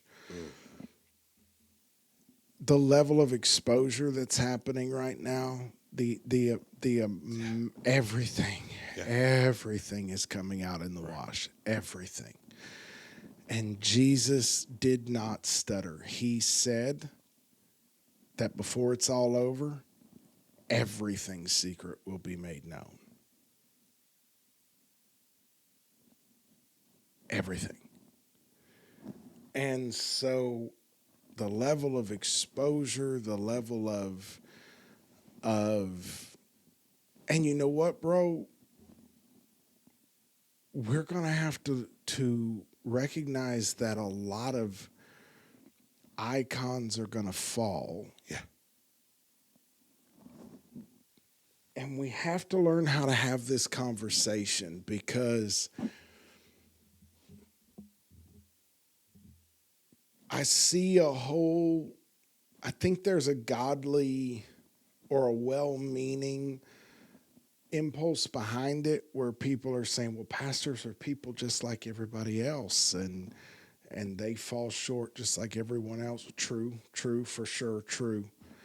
But we don't get to move like everybody else and be pastors and be apostles and be teachers. Nope.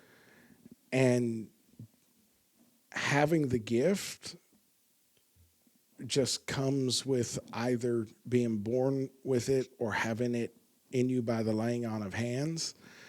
And the gift is just the gift. But moving in the office is not a birthright. Nobody has a right to office within the kingdom. We are people just like everybody else. We do fall short just like everybody else. But shepherds that occasionally rape sheep can't be shepherds. Shepherds that occasionally pick off stragglers can't be shepherds. No. There's no exceptions. You can be in the flock. Sure. We have to learn to differentiate between the grace that saves us from the eternal separation from God that comes from sin, Yeah. and license that would enable anybody to act any old way and pretend to represent an extension of the good shepherd's hand and watch over the flock. Oh, Your gift doesn't qualify you to do that. Your ability to speak and write doesn't qualify you to do that. Your resume and what you've done for the kingdom doesn't qualify you for that. None of it that. And so we're going to have to learn how to receive people within the flock who no longer qualify to lead it, and love them and forgive them and let their sin be under the blood. But if they need to pay their debt to society, they're going to have to pay their debt to society. And if they justice still needs to take place. And if they can't ever approach the sacred desk again, So be it. neither can most of you that are out here defending them and saying that, but you don't go climb up there and talk every Sunday. So you know it's not a right. It is absolutely a sacred privilege and a trust. And you can disqualify yourself from it. I don't know why that's controversial. I don't understand how that has become controversial. Yeah. Paul's writings are so unequivocally clear on this issue. He was worried he was going to get disqualified. So that's kind of a left turn, but I think it's also not, because the role of priesthood, as my bride was preaching about the other day, the role of priesthood is to teach people to distinguish between the sacred and the common. And you can't treat sacred things as common without opening Christ up and his body up, his bride up, to ridicule.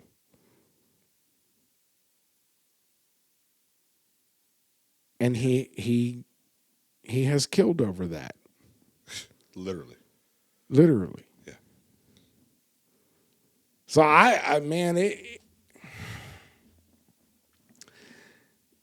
it just was sad to me that he didn't have to hardly exaggerate. That's exactly how I would put it. That's where the cringe comes from, is that you didn't have to go so over the top. And he did, to be fair, he's done this for quite a bit of he's not just picking on the church. I doubt he would really do this for Muslims. Right. Probably never going to see that skit. Right. But before that, he had done one making fun of the Hebrew Israelites. Mm-hmm. And we all chuckled and laughed. I know I did over that. It was funny. But it wasn't that far-fetched either. Yeah. With some of the ways that we've interacted with the more extreme versions of people who are in those camps. And I remember even seeing some of their comments of saying, praise be to the Most High. He's just putting more eyes on the mission. Right. So even they found a way to flip it. Yeah. For their own copium. It's a big puff of copium. But I don't think that we can or should, for this particular instance, try to find a way to make this a good thing. I think it's a warning.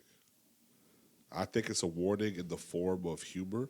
I think it's a warning in a very palpable, bite-sized chunk that the majority of people can digest easily, and should trigger some sort of yo, that's funny, but that's kind of messed up. That's not good. That's not how my granny's church was growing up. Where do we go wrong? You know, like asking those reflection type questions. Years ago, to that point, in terms of reflection, years ago, I asked a European pastor, he's a guy of African descent, Ghana national, but he was in Italy. And so that's kind of a unique perspective. You come out of the African church, you're pastoring at mostly an African congregation, but you're in Italy. That's just a unique experience. And so I asked him, because he ministers extensively throughout the United States, I asked him, what would be your evaluation of, I think you've heard me ask foreign pastors this question. I usually do. What would your evaluation be of, like, if you could tell the American church, you got to fix this right now, or what's our strength, what's our, He said, man, I think the biggest liability the American church is dealing with is the tax benefit system, the charitable organization system. That answer was such a left hook to me at the time. I was like, what? He was right. The longer I've ministered, the more convinced I am that he was right. Not only that, I'm going to go ahead and make a call right now that folks can put a pin in, but the next couple of years, the next few years, if the Lord tarries, you're going to see, if you're paying attention, you're going to see some stuff that will just blow your mind about the degree to which that system has been leveraged for the grossest forms of fraud and money laundering, tax sheltering, but in not in sincere ways, and the buying and selling of human souls in the sense of peddling influence to a degree you can't fathom. Like the kind of influence that alters the course of human events because you have billions of dollars sitting in these accounts that can make or break the careers of lawmakers, politicians, and judges, and also human trafficking has largely, I believe, run through,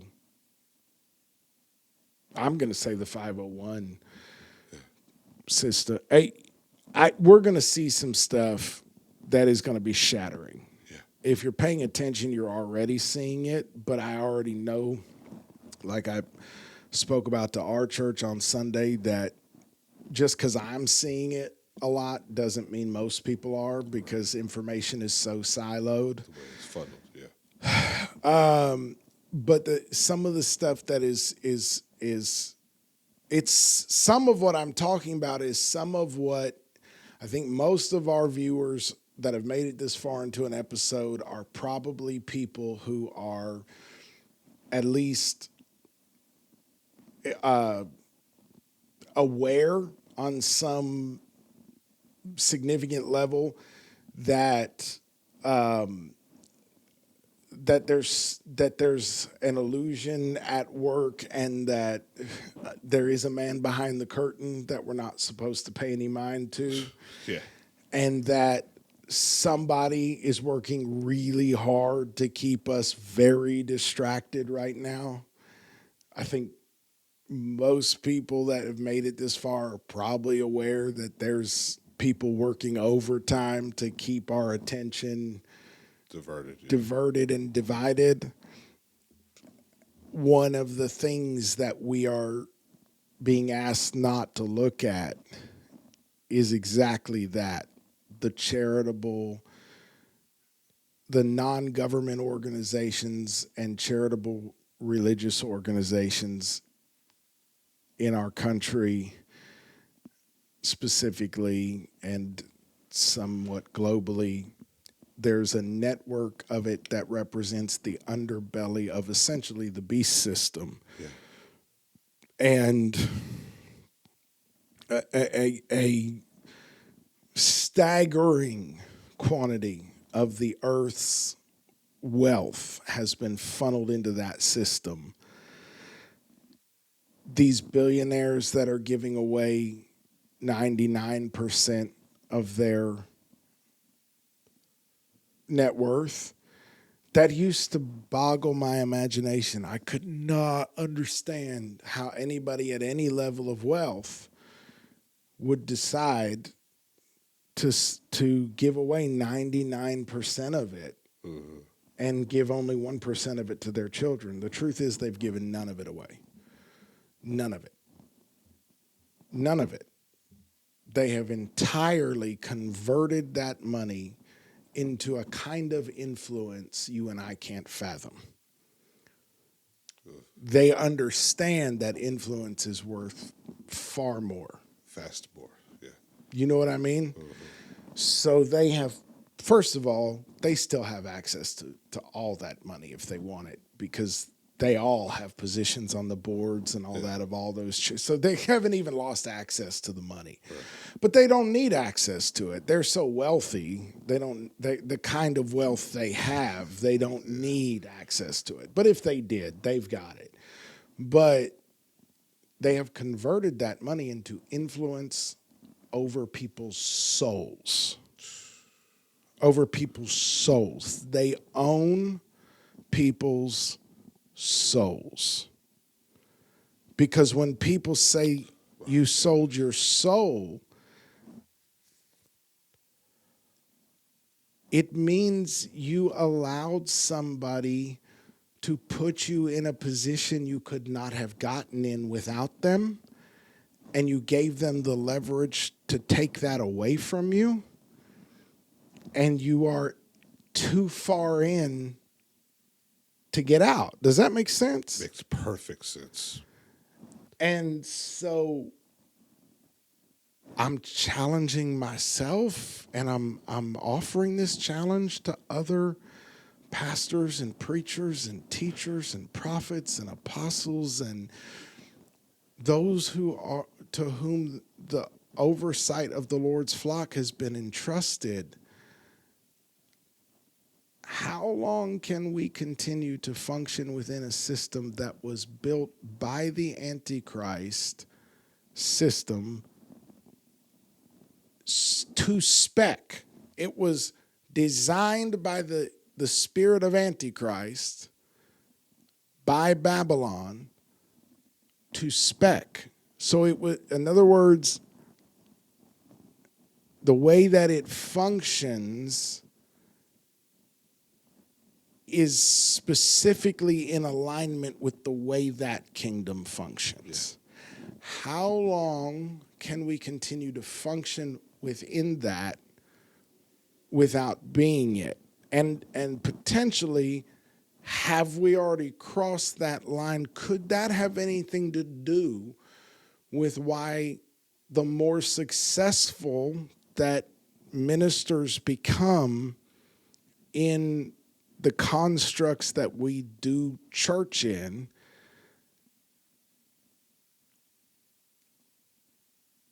the more compromised their soul becomes? Yeah.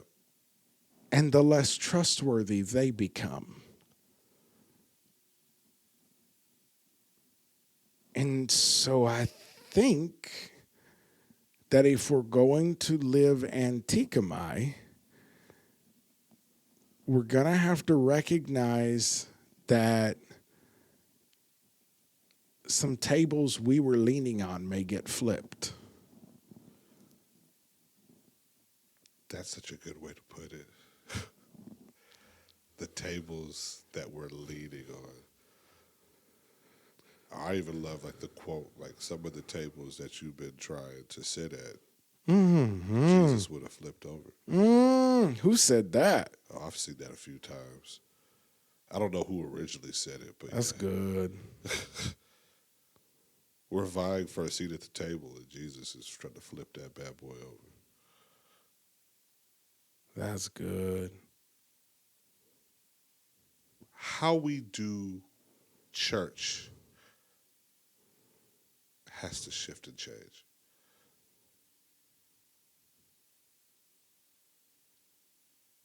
And I would go so far as that it never really changed. Like the model's been there. What he kind of expects us to do as far as being salt and light in this world. Right. Truly influential in ways that don't have to circumvent the selling of our soul to darkness. To be able to walk into a space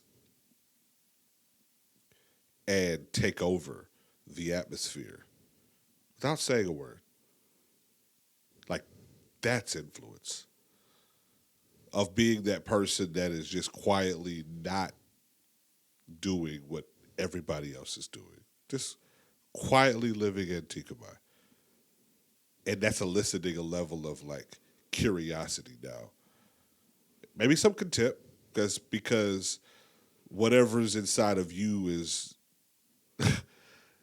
definitely stirring up whatever's inside of them. And that's okay. And you having enough wherewithal, or how do y'all say it? Chutzpah? Yeah, that is how we say it. For you to stand 10 toes down on what you know to be the truth and what you believe. That's just how I think I want to pattern my life. Interestingly enough, and I'm quarter of the way through this book I'm reading called Dominion by Tom Holland. Okay. Have you read that? No. So Tom Holland, he's like a historian, and he's written a lot, especially on different like empires. And this particular book, he was really detailed in the spread of Christianity.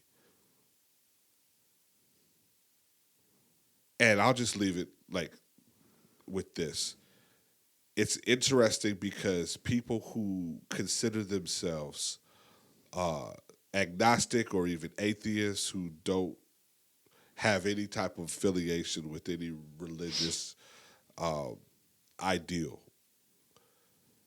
but somehow they want to borrow and take morality from the Christian worldview and co-opt that. And it's like, no.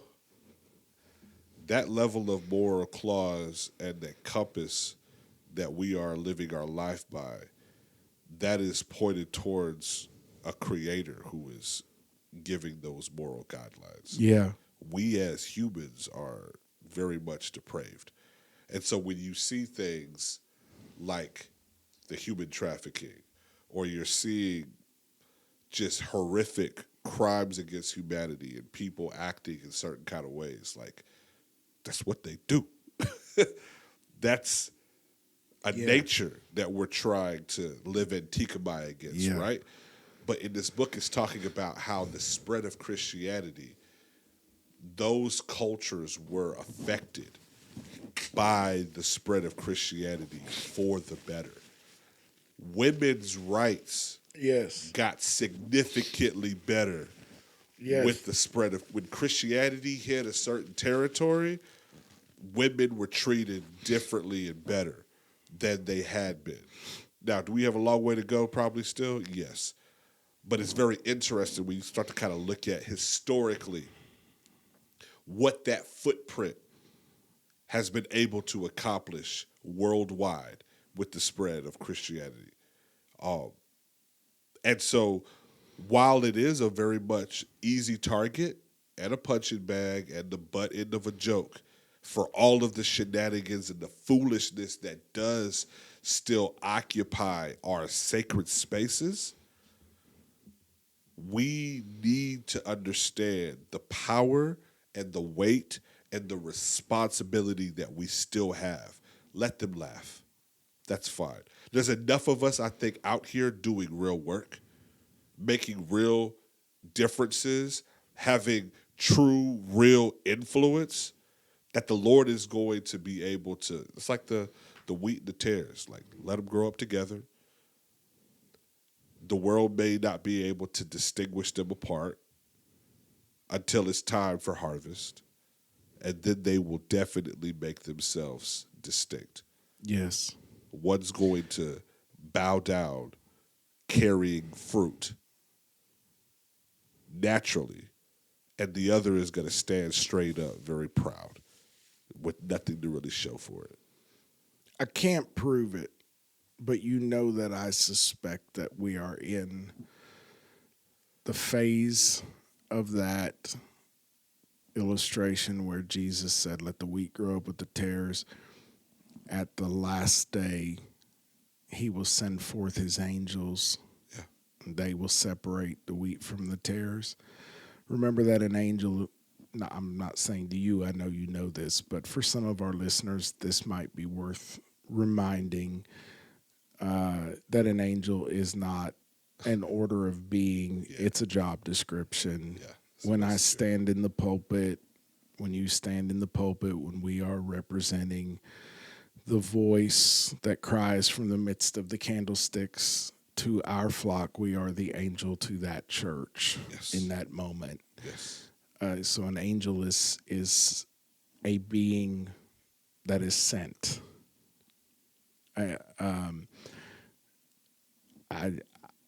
I wonder if we're not in that moment where the angels of the Lord are being sent to point at fruit and call out the lack thereof and separate it. You know what I mean? Yes, sir. And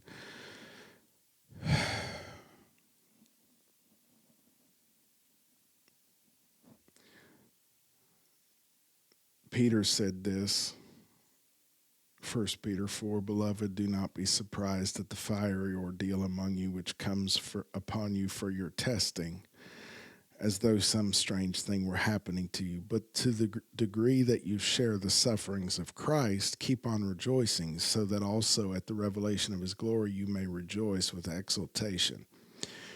And here's kind of, this hits home when we talk about what's funny and why it's funny. Yeah. You know, when someone is, when we are the butt of the roast, when we are the guest of honor at the roast, yeah. If you are reviled for the name of Christ, reviled not being a word people use every day, but that would, somebody making a skit about you would kind of fall under that. Right.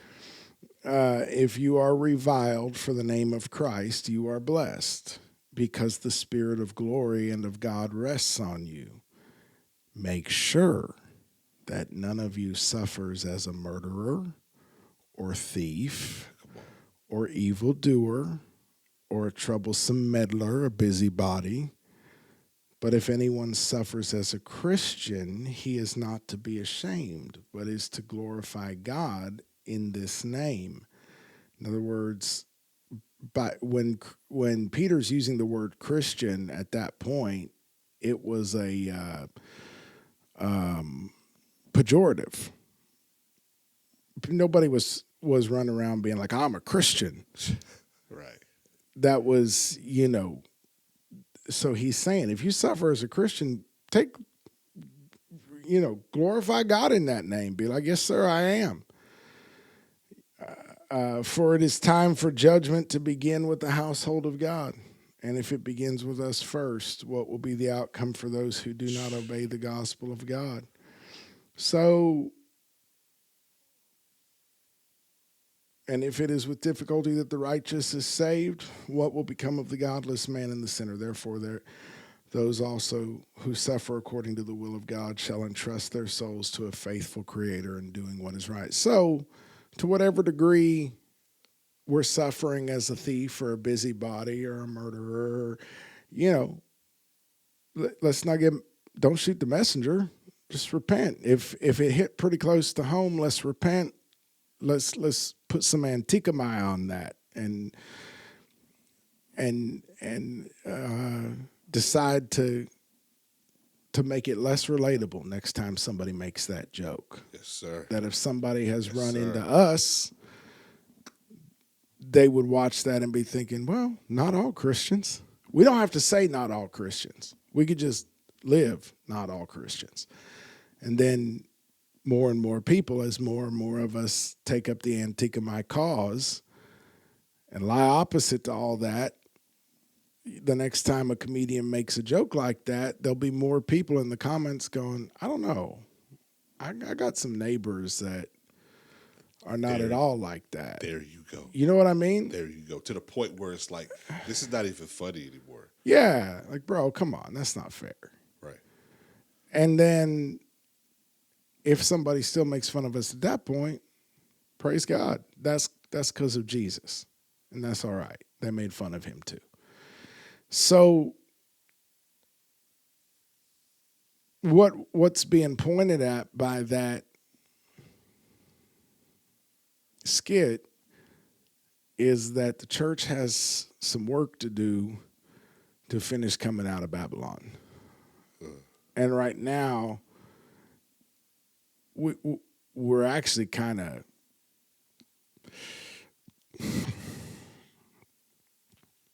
we're in bed with that system in a lot of ways because of the love of gain in this world.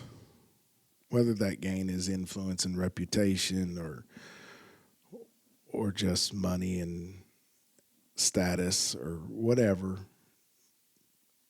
But we've kind of been,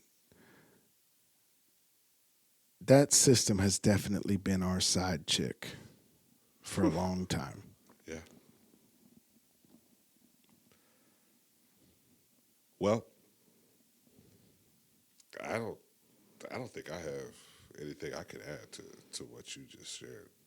I got about 3 more left turns in me, but we're at a pretty good time, I think. Yeah.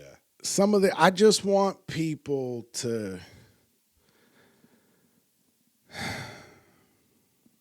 question the narrative, man. Question the narrative in your mind.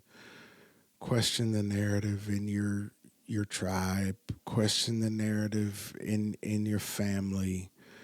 Question the narrative in your political group. Question the narrative. And however imperfectly Druski did it,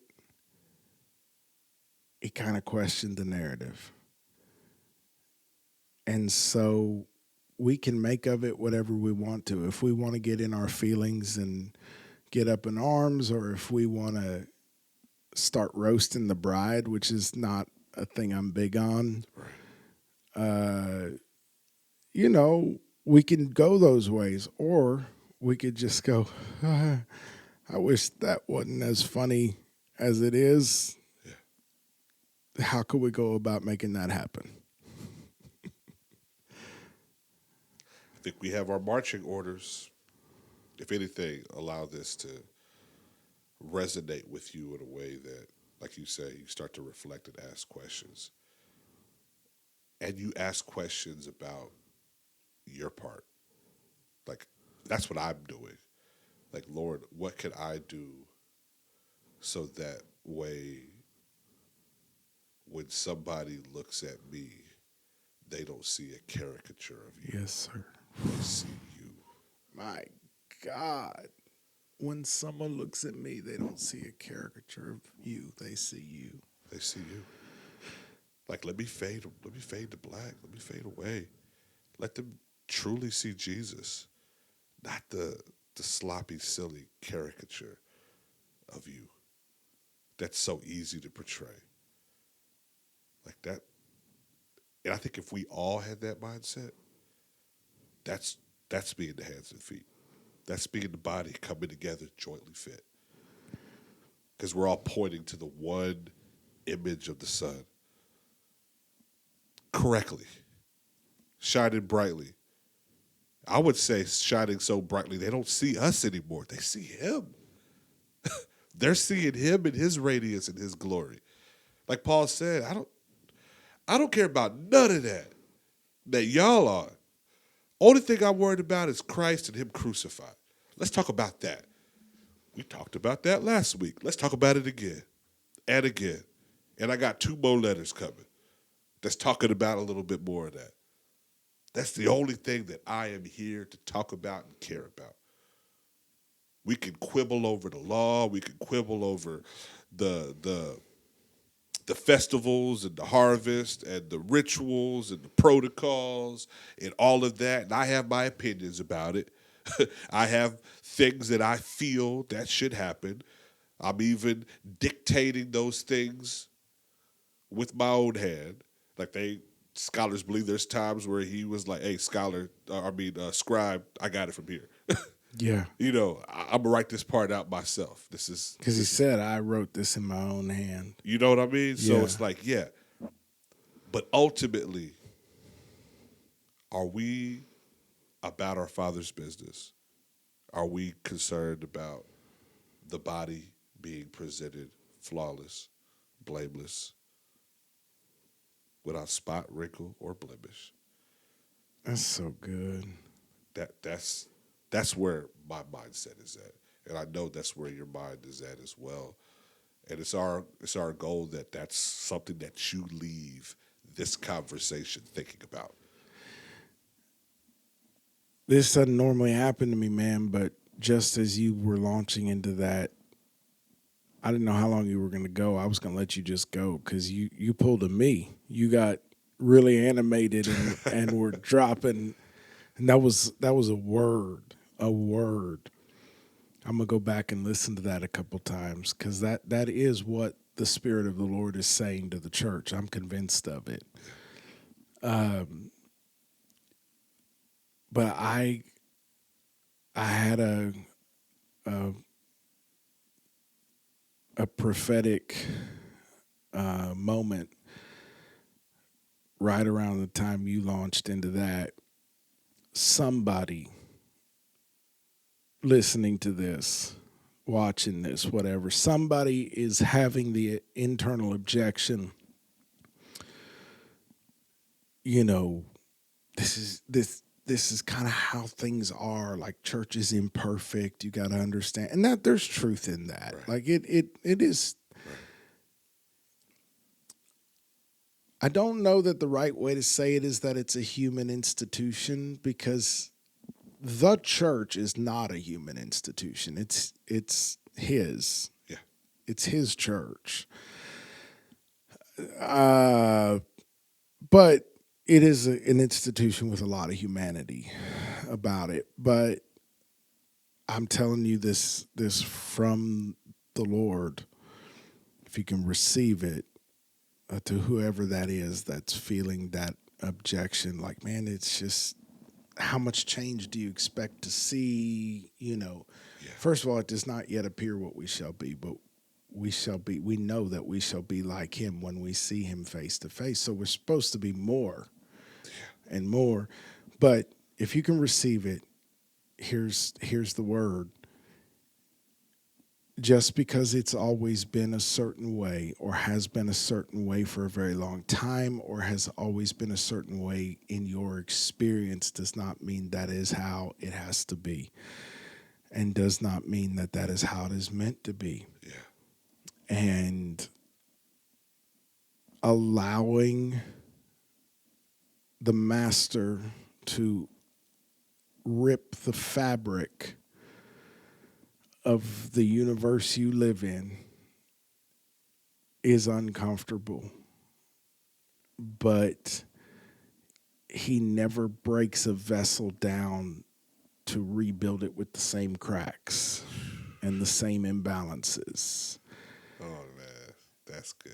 And it goes to that you can check out anytime you like, but you can never leave. That song is about the matrix of this world. It is about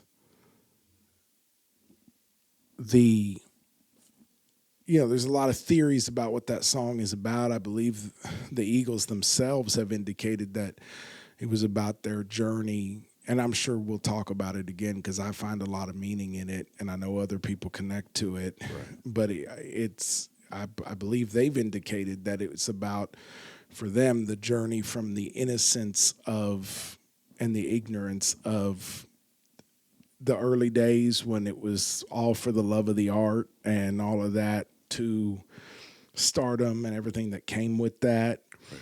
But really, fundamentally, that's just a product of the matrix of this world, which is a false reality overlay. It's not prime reality. It's not the reality of the kingdom of heaven.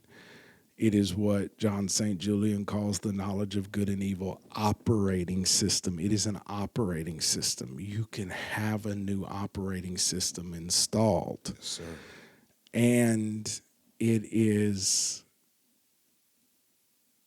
the kingdom of this world, which is passing away with all that is in it, which is why John the Revelator said that the word to us was, come out of her.